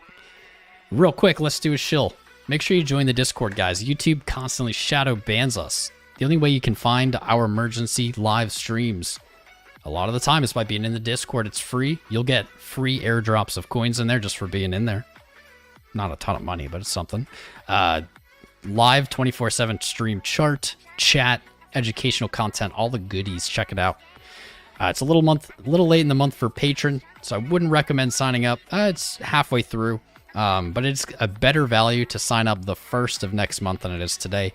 If you're looking for macro market insights, trade setups, technical analysis, all exclusive to the patron group, check it out. It might be for you. Also, one-on-one crypto mentoring is offered as well. There's only one slot left for that. Those have been taken up over the time. Last but not least, help us get to 50,000 subscribers by subscribing today.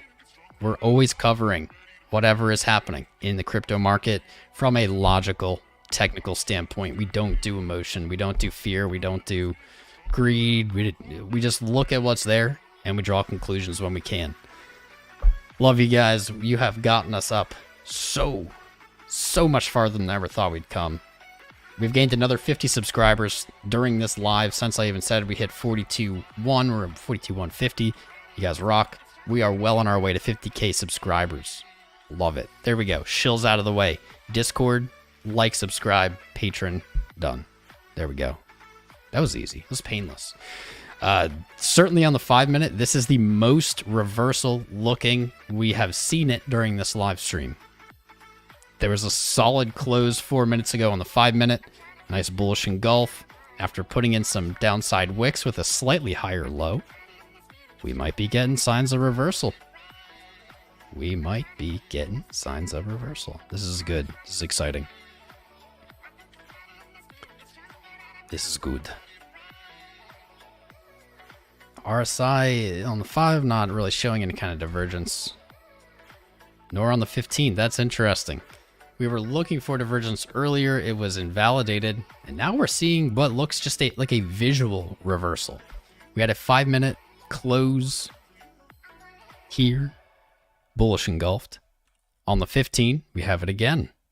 You can see on the initial test of 58.8, we didn't have that. We did not bullish engulf. We fell, and the bulls did defend that level, but they weren't able to bring it up higher than the previous candle. That's not the case here. I can already see it on the chart, at least at the moment. Oh, wow, that 30-minute, actually, that is wild. So 30-minute was the only one that looked okay when we started the stream. Everything else looked crappy. That close of the 30-minute 5 minutes ago with a solid bottom wick and a small green body. Now we're seeing a large green-bodied candle. This is a classic 3-candle reversal pattern if we can get a solid close. We have 24 minutes, so it's too early. But so far, so good. I'm liking that we're seeing some kind of upward pressure, and the setup potential there is very good. Here we go. There it is. We have moved higher, traded higher than our candle that led to the sell-off. We have a long bottom wick. Now we have a solid green candle. This is what reversals are made from. They're born from. 45-minute clear bullish engulfing above 59.9. Yeah, here, I mean, you're seeing it live. Trying to like narrate it. But this is the first kind of visual reversal we've had all stream, so it's a little exciting. On the hour, how's that looking? So in the last 6 minutes, so what we're looking at here is an hourly chart. These are all hours, except for the current candle we're on. The current candle we're on is only 6 minutes. So we don't say, oh my god, bullish engulfing, everyone go nuts. But it is interesting to see such a change on that hourly close. Let's see. With 3 hours left in the day, that's enough time. It's a good sign there. It's a 2 hour. 1 hour to go. We're seeing, dude, it's crazy how everything looks terrible. All of a sudden, an hourly candle closes and just the whole energy changes. Just the entire energy of this chart changed in a snap. It's in that hourly close. Look at these wicks on the bottom of the 2 hour candles. These are very strong wicks. These are big wicks. We do have an hour left on that 2 hour candle. But a close just a little bit higher than we are here on this 2 hour could be very explosive. Why does it keep doing that? 3 hour reaching up. There we go. 60,510 on the 3 hour that just started, but for a bullish engulf. So even trading above this level is going to be pretty spicy. And there we go. Ooh, my favorite pump song's on. I swear, I didn't put this on. I don't know if you can hear the music, but like, swear I did not put this on. This is my favorite pump song on the entire track, and there's like 600 songs on it. Yes. There goes the 3-hour bullish engulf level. And we're still reaching up. This 5-minute obviously is going to be looking a little different than it did a minute ago. That is a nice swing high on VWAP. Still not out of the woods. This money flow does not look good. It is not pretty. But this is a good start.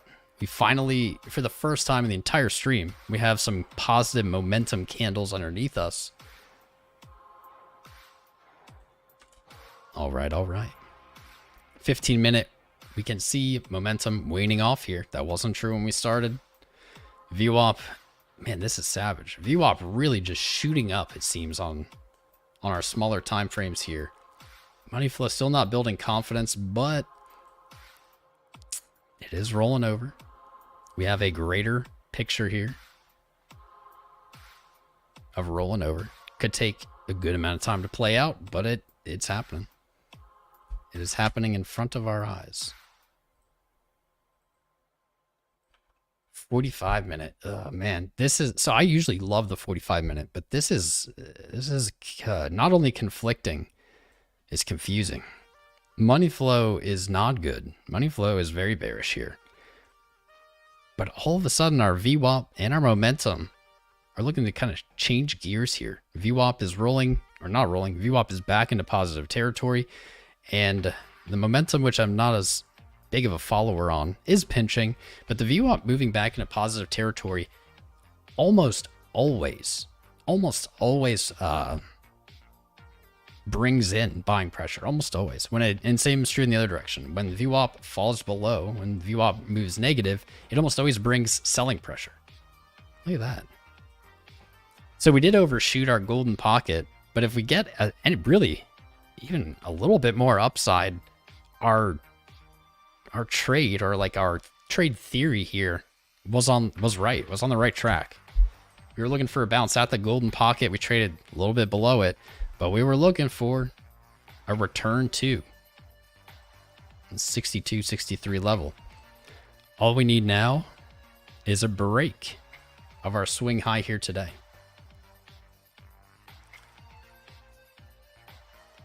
$61,418. About 1%, about 1.5% away. After that string of strong candles, though, wouldn't surprise me to just see price chill here. Everybody got a little excited after feeling crappy, and just maybe trade sideways, shake them out. I guess it depends. Did this work? Like, are people thoroughly spooked? If they already feel confident, man, that 30-minute is pretty confident, though. If they're already feeling confident, though, probably have more time to wait. Let's mark on our chart. And we're not going to put the price because it's going to be a little too confusing, but we're going to put like 1 hour. So this is where we're going to be looking to close the hourly. 30-minute doesn't even have one. 15-minute doesn't even have one. Hourly. 2 hour. We can add this to our chart. These are going to be the levels that we're looking to close above in these time frames for bullish engulfs. This is one of my favorite activities. And we can see above us. This one I'm going to keep the price on because we haven't broken it yet. You can see, though, this is back to the 5. We've made significant progress. Right now, this second, we are testing the 4-hour level I just placed. We hadn't traded above it. We just traded above it. Wouldn't be unlike Bitcoin to see some resistance here, some selling here. Maybe some even sideways action. Because the 4-hour has quite a bit of time to go, right? 2 hours and 48 minutes, yeah. 2 hours and 48 minutes. What about the 6? The 6 hour, actually, the bar is really low. 60,600. Is that the same? No.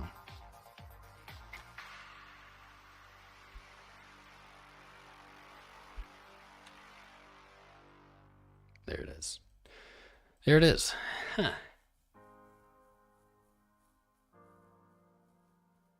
Man, if it just pushes up, though, it's gonna get silly. Nice. That was nice to literally watch that in real time with you guys. That was cool. We got that close, and as soon as we did, it just took off. Push a little higher. Push a little higher, Bitcoin. A little higher, bud. Just a wee. Not greedy. Just a little higher. Look at the response. We're on the 1 minute here. Look at the response to that 4 hour. That 4 hour engulfing line. As soon as price touched it, we saw selling. Not bad that in the next candle we are moving back up towards it.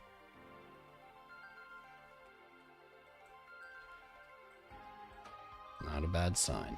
Bring it off the 1 minute though. That's not how we do things. We are equally likely, so we were likely to find resistance on the way up on this little rally at all of these, at the 1 hour, at the 2 hour, at the 4 hour. We didn't. So now they're equally likely to act as support. If we see sideways trading today, as we speculated as soon as we hit this really, that we're probably gonna see some chill. Unless people are still scared, then we're gonna keep going. But if we see that chilling, to see that retest that hourly level, not a crazy concept. Back to 2. Something like that would not be insane. In fact, that'd be par for the course. Par for the course. Do you need a QR to trade in the future? I don't know. Do you need a QR code? I don't know. Come on, Bitcoin. That's right, Bajorn. Bajorn H. I like that name. Taking the shorts out now. Yeah, that's what we do. Did that start happening when the U.S. market closed? Did the U.S. They probably just closed. Daylight savings time is screwing me up, guys. It's screwed up everything. We didn't look at the S&P, huh? That seems pretty close, man. That's a good observation. That seems maybe exactly on. What's weird to me is that the S&P had a green day today, while the dollar is just ripping, dude. Ripping. Literally has gone up since I posted our video earlier today, since we started streaming. It is reaching for that 96. We'll say I am digging that the dollar is doing this quickly. It's doing it very quickly. The faster it rises, especially as it hits these major levels, these major retraces, the faster it does it, in my opinion, the more likely it is to fall back down, which is what I'm expecting. On the 9th and 10th, we looked at the dollar and said, the dollar just broke to a new 2020 high. It hasn't reached this level since September of last year. And that's a logical reason Bitcoin's seeing some selling pressure, right? It makes sense. Now the dollar still ripping, and we're seeing the weakness on crypto. So pretty logically, we're going to keep watching the dollar. And when the dollar looks weak, and I would guess that's going to be at 96, which is virtually where we are now. Virtually where we are now. Or 97.72.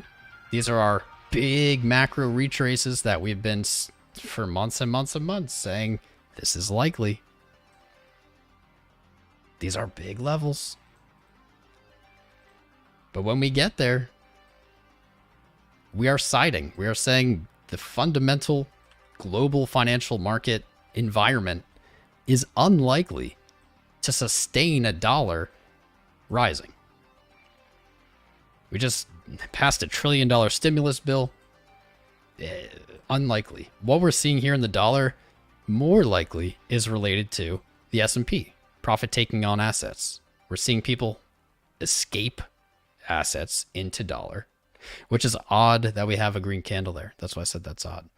It must be the selling isn't coming from the S&P 500. Maybe it's coming from, like, I don't know, look at the Dow.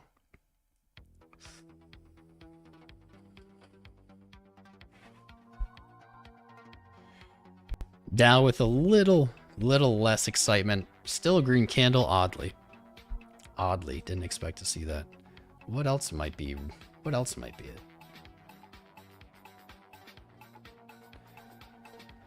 S&P 500 closes just shy of record high. Just shy?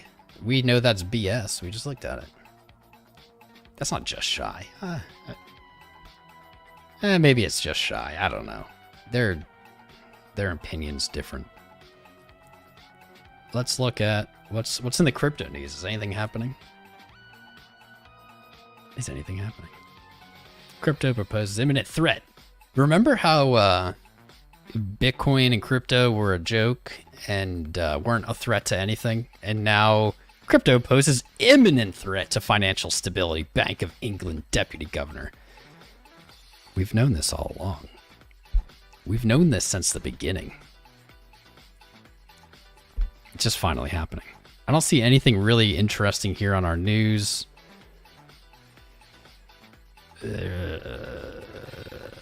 Ooh. Bitcoin stages perfect picture rebound at 58.5 as crypto liquidations top. Well, let's take a look. That's the news we were looking for. What do we get? Oh, we've broken through. We've broken through the 4 hour. Nice. Keep going.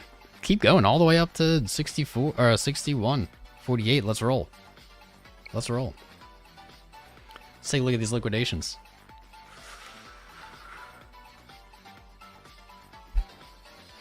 Quite a few. Quite a few. In the last 24 hours, $280 million worth of Bitcoin positions liquidated. Look at this. Do you guys remember earlier in the episode? I'm talking about cake. Cake short liquidated right at our long entry, boys. Oh, buddy. Oh, that's a good sign. Where'd my cake chart go? Oh, would you look at that? Would you look at that? After all this time. Holy heck. Placed in September. This trade setup was placed in September just today. Hit our entry. And now it's wicked up from $16.66 to $17. Not a huge gain, but certainly a great way to start a trade, right? Whew. There we go. Jess, you're out there somewhere. Did you sell your cake? Do you still have your cake? But that's wild. There's a huge short liquidation right at our entry. If you don't understand, I don't have time to explain it to you. That is wild. Symbol BTC, period all. Okay, September 6th was a much bigger liquidation event than right now.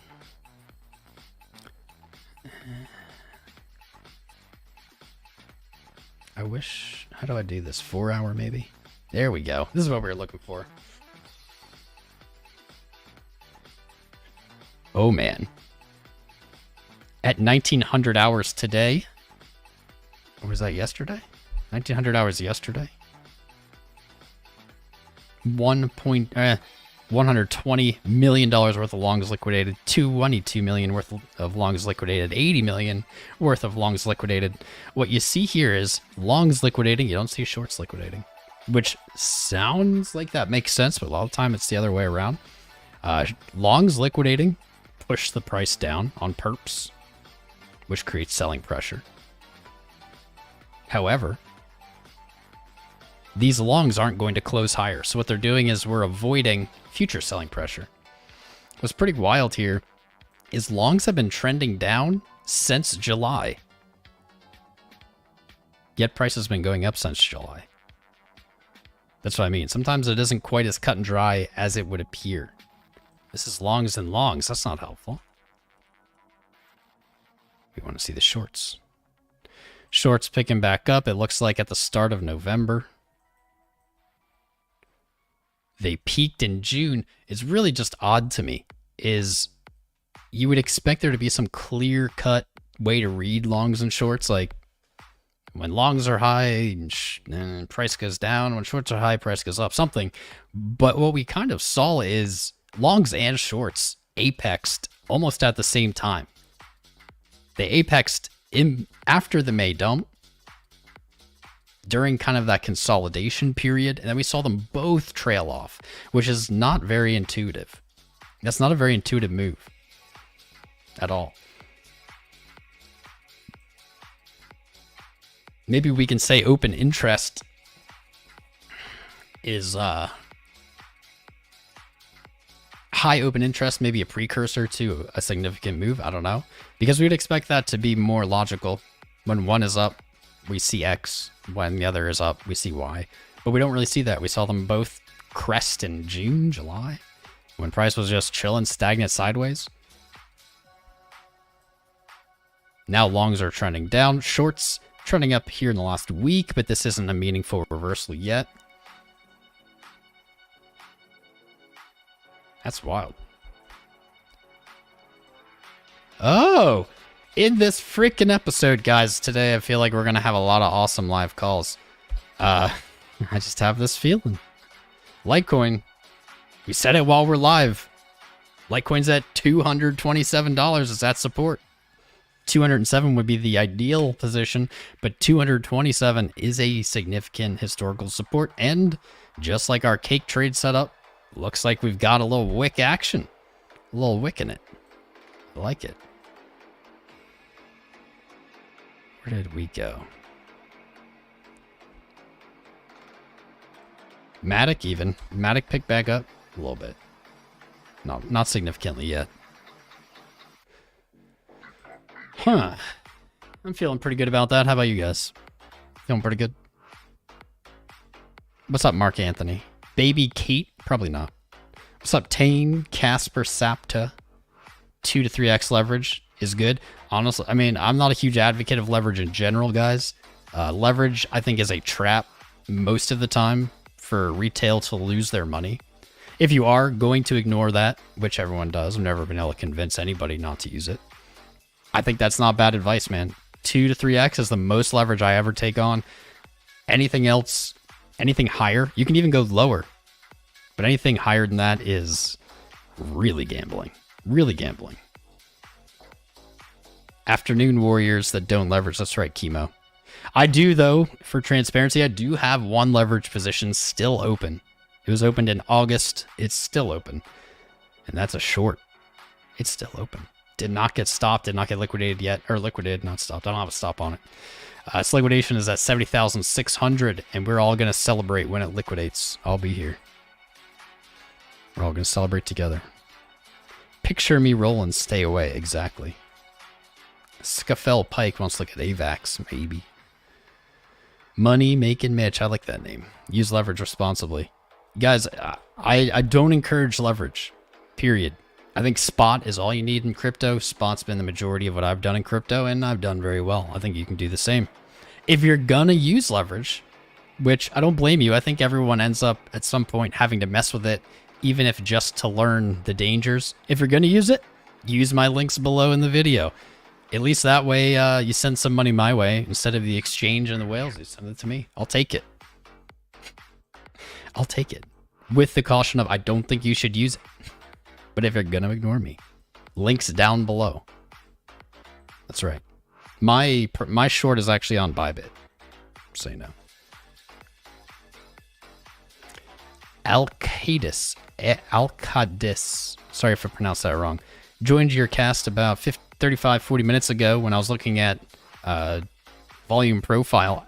Fantastic commentary. Thank you, sir. Thank you. Appreciate you. Just chilling. Cake by the ocean, baby.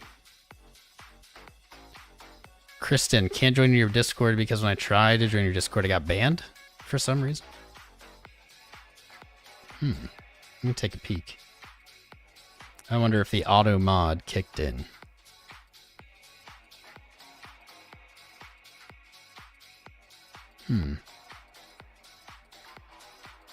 Where is the auto mod? If you joined the Discord at 4:07, you likely got banned.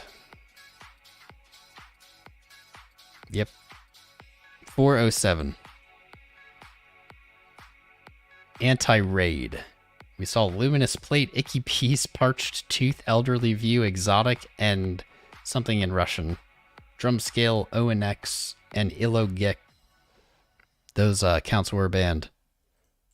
If you got banned, I guess say it in the chat. Hopefully we can unban you. See how that goes. There you go, ONX, Kristen. I got you. I'll unban you. Yeah, it's an anti-raid thing because we get a ton, like hundreds of bots a day. And so in the event that a ton of them, because they always join all at the same time, in the event that that happens, how do I like unban you? ONX, I guess. I got it. In the event that you just so happen to join during one of the bot raids, they call it, it will ban you. It's the only thing we can do to keep them at bay. But I will unban you, my friend. Bans. Here we go. ONX. Revoke ban. There you go, bud. You're back in. You're in, baby. You're in. Ha, you're in. Giggity.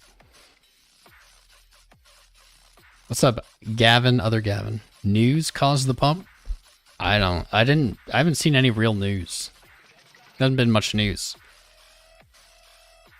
I think the biggest news today probably just Taproot still. Just Taproot. Taproot, Bitcoin upgraded, what, 2 days ago? Not really. Not really new. I mean, it's big news, but no one really cared about it. There we go. As we said, 2 hour may act as support, 1 hour may act as support. We drew that earlier. Automod on Rampage. I'm not seeing anyone else that got banned. If you are ILOGIK, Drumbakel, CENEHA, it looks like. It's Russian letters. Exotic Elderly View, Icky Peace, those ones look like bots. But if you're any of those people, just let us know. I'll unban you. But it doesn't look like many others did. 2 hour bullish engulf. Bullish engulf line looks like it could be holding support here. Maybe not. We've got 60 seconds left in this candle. We're on the 5-minute, guys, so don't get too excited. Why do people want hair in their chests? I don't know.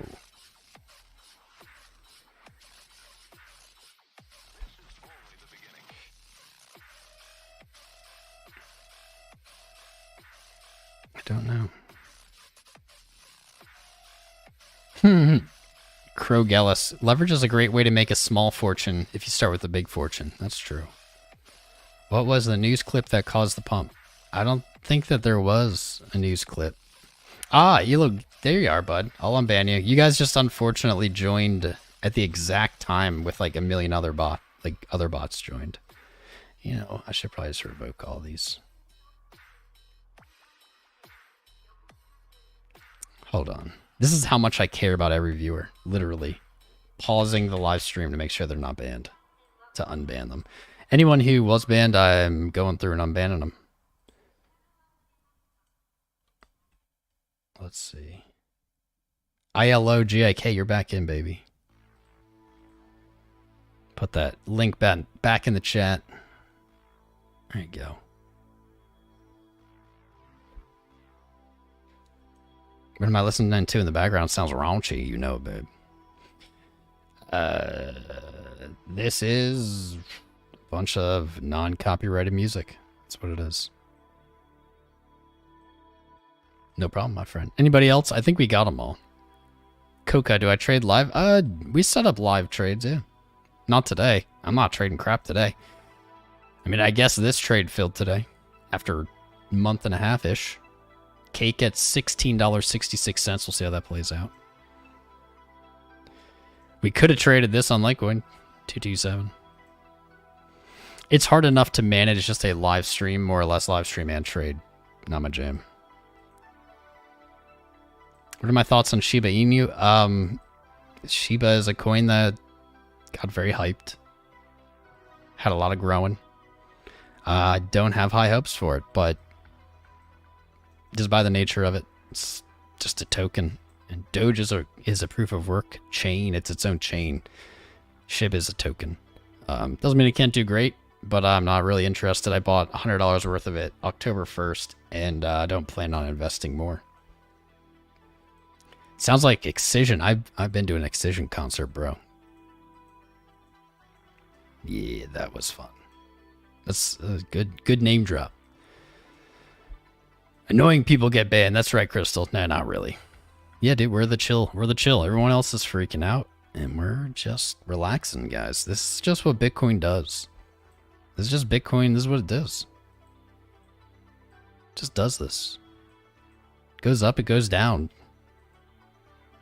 If you're afraid every time it goes down, you're not going to make it. NGMI, not going to make it. He knows everything. Trade like CF, buddy. Man, CF is a talented person. I'm sorry, Jeffrey. Let me see. Yeah, we have him not turned on because we want to focus on chilling. But you'd super chat US 10-year pumping also.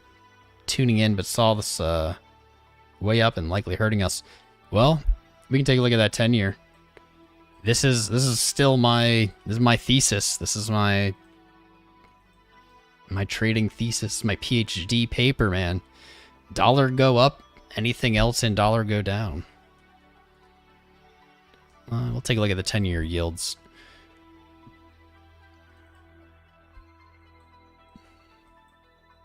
Man, this chart's ancient. We did this, like, I don't know, at the beginning of this year. I can see the strength there that you're describing, though. In this last, 2 days? No bullish engulf, but I mean, still looking, I think, for the top of this channel. We're looking at weeks, not days, sorry. This is something we looked at long ago. This is pretty much how I assume it's going to play out, the 10-year yield. Even back then, we were looking for some kind of lower high versus the 2018 high. That would follow this descending channel, and then we were going to look for a lower low. But this is bonds, man. This can take forever. Like, these are weeks. These are weeks, and they barely have moved. But I guess for bonds, that's moving a lot. Who knows? Let me see. Aldino tipped $5. Tom is a real legit. You know, I'll just replay some of these. We're going to replay some.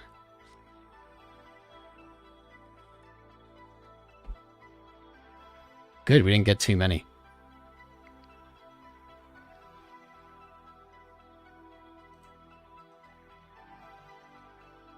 It always waits until I think it's not going to do it.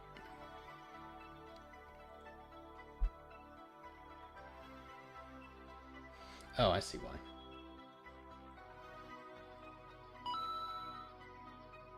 Tom is the real og. Miss your 24/7 streams with the music, trend lines, and all the old people. Don't let these hucksters shake you out. Good times. Good times. Good advice. Don't let the hucksters shake you out. That's right. They want your corn. They want your coins, man. How do you think they're going to get it? They're not going to get it by making you feel comfortable. Tom is the real og. Miss your 24/7 streams with the music, trend lines, and all the old people. That was the same Don't one. let these hucksters shake you out. That was the same one. Play the other one. Why am I so calm? Because there's nothing to be worried about. There's nothing to be worried about. Nothing's happened. Bitcoin go up, Bitcoin go down. The 10-year, says Greg, not that influential on BTC. That's not my area of expertise. I'm not going to comment on the level of importance. But I think all markets are tied together in some way. I'm sure the dollar and bonds are tied together in some way. And so indirectly, it may have an impact. I think that's a fair assumption. It's fair. Nice. This video. I had a feeling today was going to be a spicy day for streaming and video. And if you haven't seen today's 2-second take,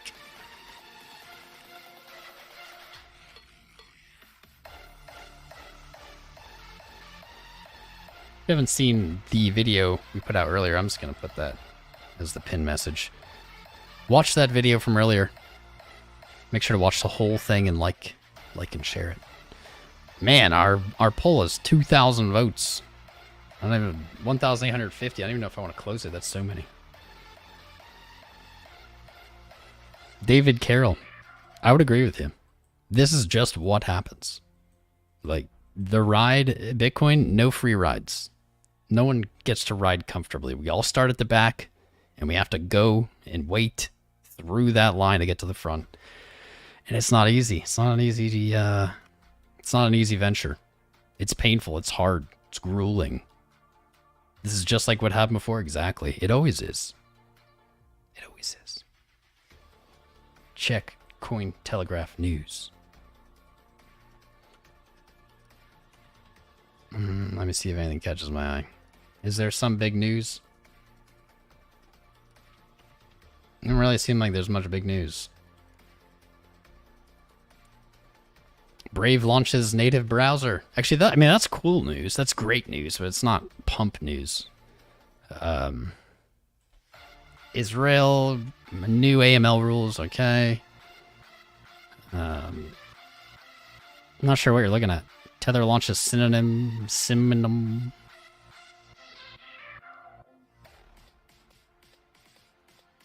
I don't see the big news, man. I don't see if there's like something people are thinking is like the reason for this news-wise. I'm not seeing it. Not seeing it. You guys might have to point it out to me. You might have to like, I don't know, tell me. Randy Fox, show me the chart and I'll tell you the news. Exactly, bro. Exactly, man. The chart knows. The chart knows before the news.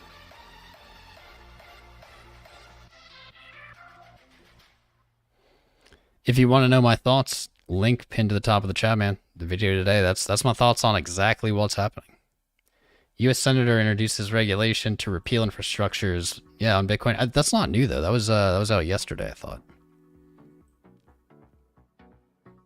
thought that was yesterday's news, or at least last night's news. That's not like brand new this morning. Let's see. Our liquidations remaining about the same. Biggest liquidation happened on Binance, LTC USD. I love those big licks, man. The big liquidations. That's when you see stuff move. Pretty much just seeing longs liquidated here. Let's see some big ones.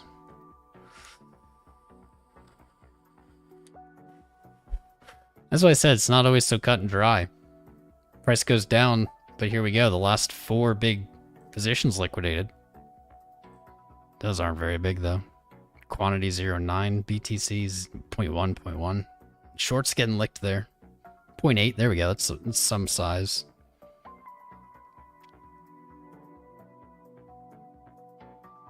Wait, what? That's not right. 11,000? What? 11,000 BTC? I don't think so.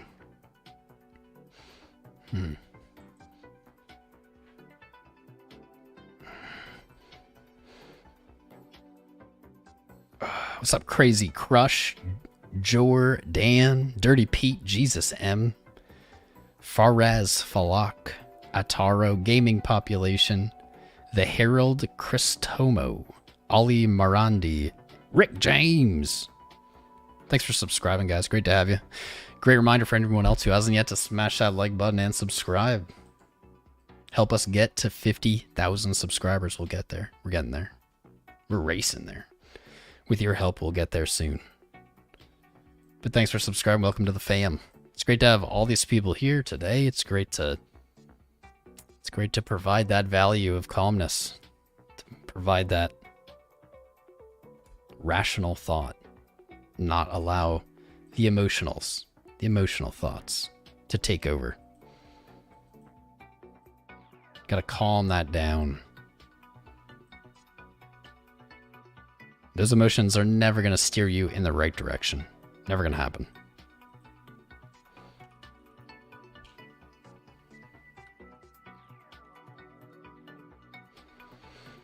Emotions are not your friends in trading, sadly. Logic is your friend. Logic.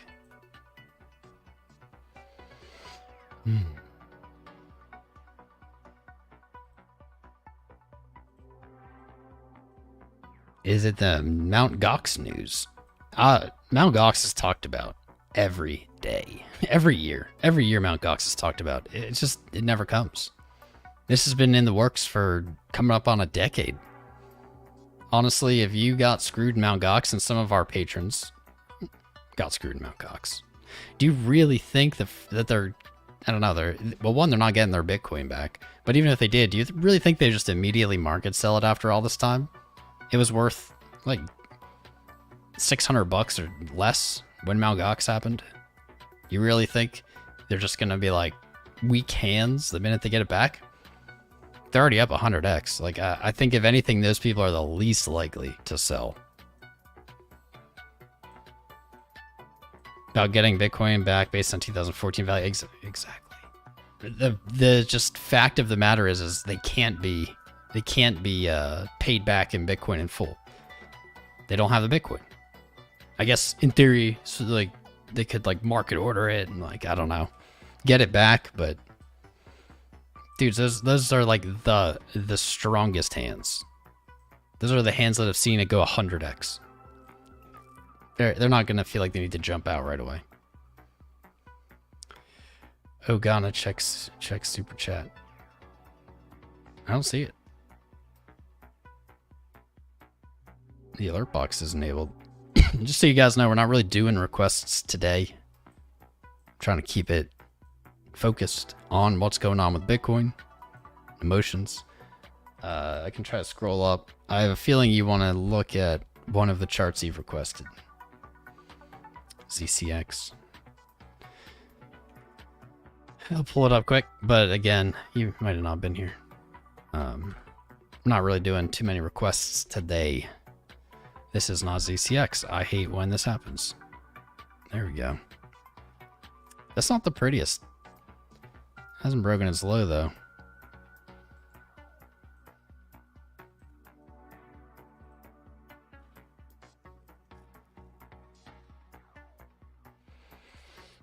Hasn't made a lower low. But ZCX, if it trades below $3.92, it's going to be a lot more bearish looking.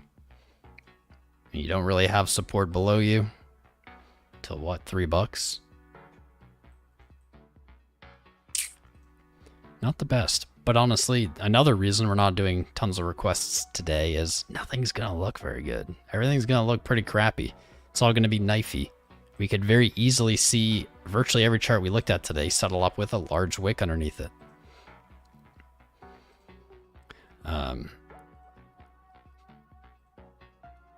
Yeah, the weekly still hasn't bearish engulfed at $4. This chart looks ugly. It's hard to say bullish things about it at this moment, but it's not really in danger above $4. So for now, ZCX is fine.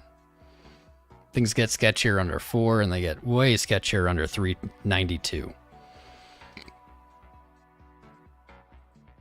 Yep. We're going to keep it focused. I appreciate you, Gohana. You know I'm always down to look at what you want to look at, but today we're just kind of keeping it focused, keeping it relaxed. How do you think Bitcoin is going to be? There's a video pinned to the top of this live stream. Tells you exactly what I think Bitcoin is going to be.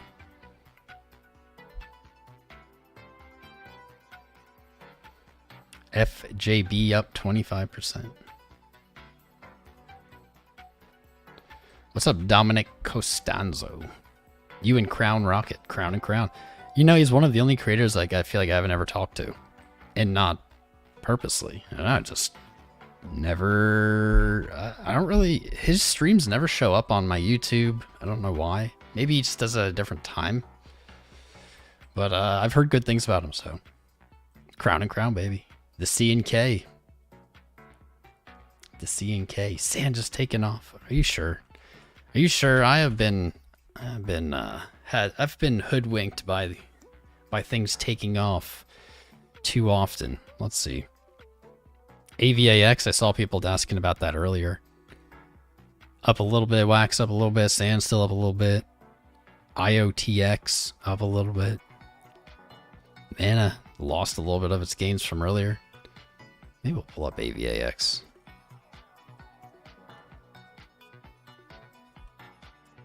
AVAX actually did not look too bad. That does not look too bad at all. That actually looks very bullish. Wow. Look at that. Wow, AVAX. Why do you look so good? $125. If AVAX closes today in this condition, above 97, 97.50, $105, very, Very probable. I would look higher even though. Probably closer to 125. Pretty amazing. This is, look at this wick. Look at this strength. I love this. Earlier today, this was very bad looking. And this is what I was saying, Ohana to you earlier. Today's going to be a weird day for charts, man. If we looked at AVAX a little bit ago, this would have been the most bearish looking thing ever. Literally since then. Now it's looking to maybe close above daily resistance. Like, today's a wild card. Our ascending high trend from February to September of this year. Check this out, even on AVAX. Broke it, back tested it, and even on the wick today, teased a breakdown again. Settled up higher. That's bullish strength if it can close here today. That's very bullish strength if it can close. Interesting. I saw a bunch of sand. I'll just pull up sand, see what's happening. Sand with a very similar daily candle. Spicy. Little kicker candle. I made that term up, so if you don't know what I'm talking about, don't worry. This is a kicker candle. What makes a kicker candle is it trades one way very convincingly intra-period, so in this case intraday, during the daily candle. Before that candle closes, so before the daily closes, it reverses and closes literally with the opposite signal, let's say. That is a kicker candle. They're typically very bullish. You have 2 hours to close it. The volume isn't quite what I expect on a real kicker, so I'm not convinced yet. But on sand, boys, I mean, $3.20. If you close above, sand gonna look for higher. Sand probability of sand looking for higher becomes very good. $4.79, $5.84 to be the logical targets for here. I love it. Look for charts that have this wick today. Look for charts that have this crazy bottom wick on the daily, like AVAX and sand. Looking very strong. I'd like to see Bitcoin close that way. So far, not really there yet, huh? Volume's good today, though.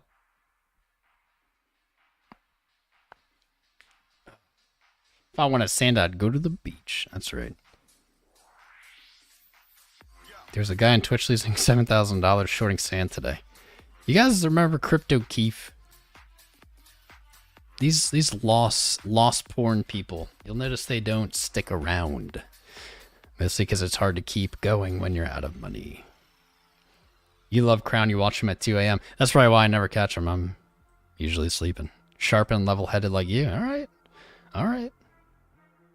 I'll take it.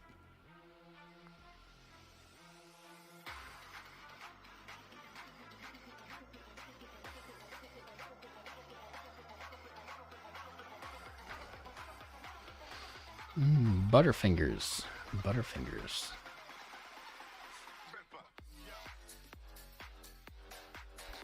We have not gotten our total retracement yet, which is unfortunate. Unfortunate. Still looking for 61,400 today. Where is the original? Is this the original? This'll do.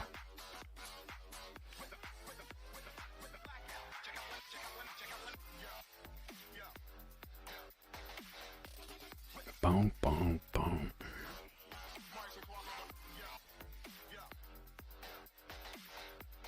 All right. From the monthly, the weekly, and the daily, we have pretty important values.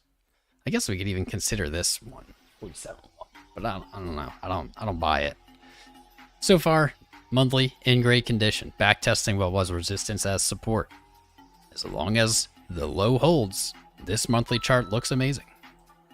Once again, when the market is having a tantrum, I come listen to Tom and life gets better. Thanks, TC. Thank you, brother. Thank you, my friend. That's what we're here for. I appreciate you. 58.8. Long awaited. Monthly resistance being tested as support, not really in danger. Trading below 58.8, things can get a little sketchier. 52,700, untested daily resistance. We can say the same about 51.7 for weekly. That would be where I'd look. If we lose 58.8 meaningfully, if we close a daily below it, we close a weekly below it, we close whatever, this is where I would be looking, 52.7 to 51.8. Likely a strong entry. However, I don't think that that is the probable scenario. I think the probable scenario is maybe we dip a little, again, a little slightly lower low in like maybe tomorrow's candle. We could see that. But I think 58.8 holds here. I think it holds here. It might not be the bounce people want. It might not be fun.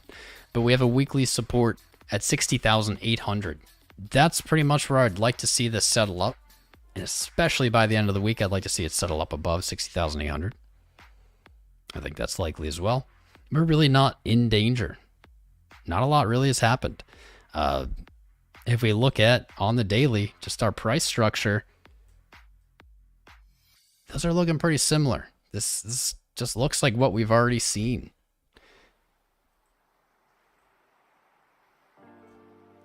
Let's do this.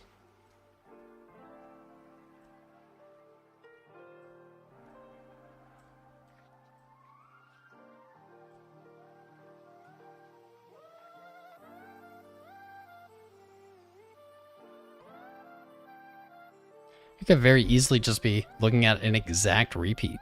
You can see how I said maybe we see a slightly lower low tomorrow. The only reason I say that is that's what happened right here. Same thing. We might see a repeat of that price action. Good news is it leads to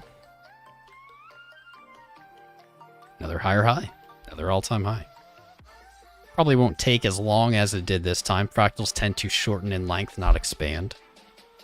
But that very well could be what we're about to see.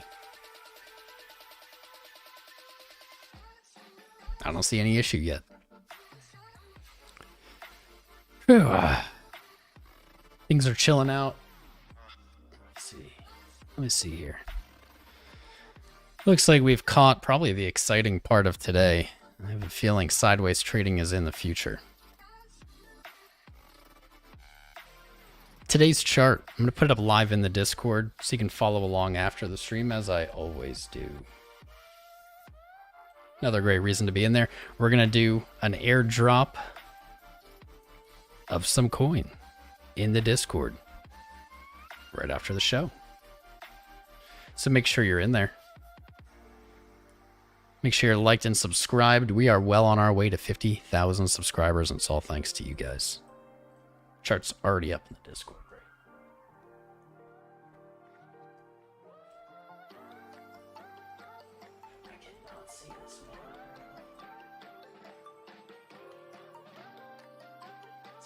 There we go. All right, officially, no. Son of a bitch. The angle and the brightness of this monitor sucks up there. But I do have it up in the live stream room, so make sure you jump in there. I really think we can't just trade sideways now. I don't think that we see too much more exciting. We could get a nice little rally into the close, possibly even a dump into the close, though I think rally is more likely.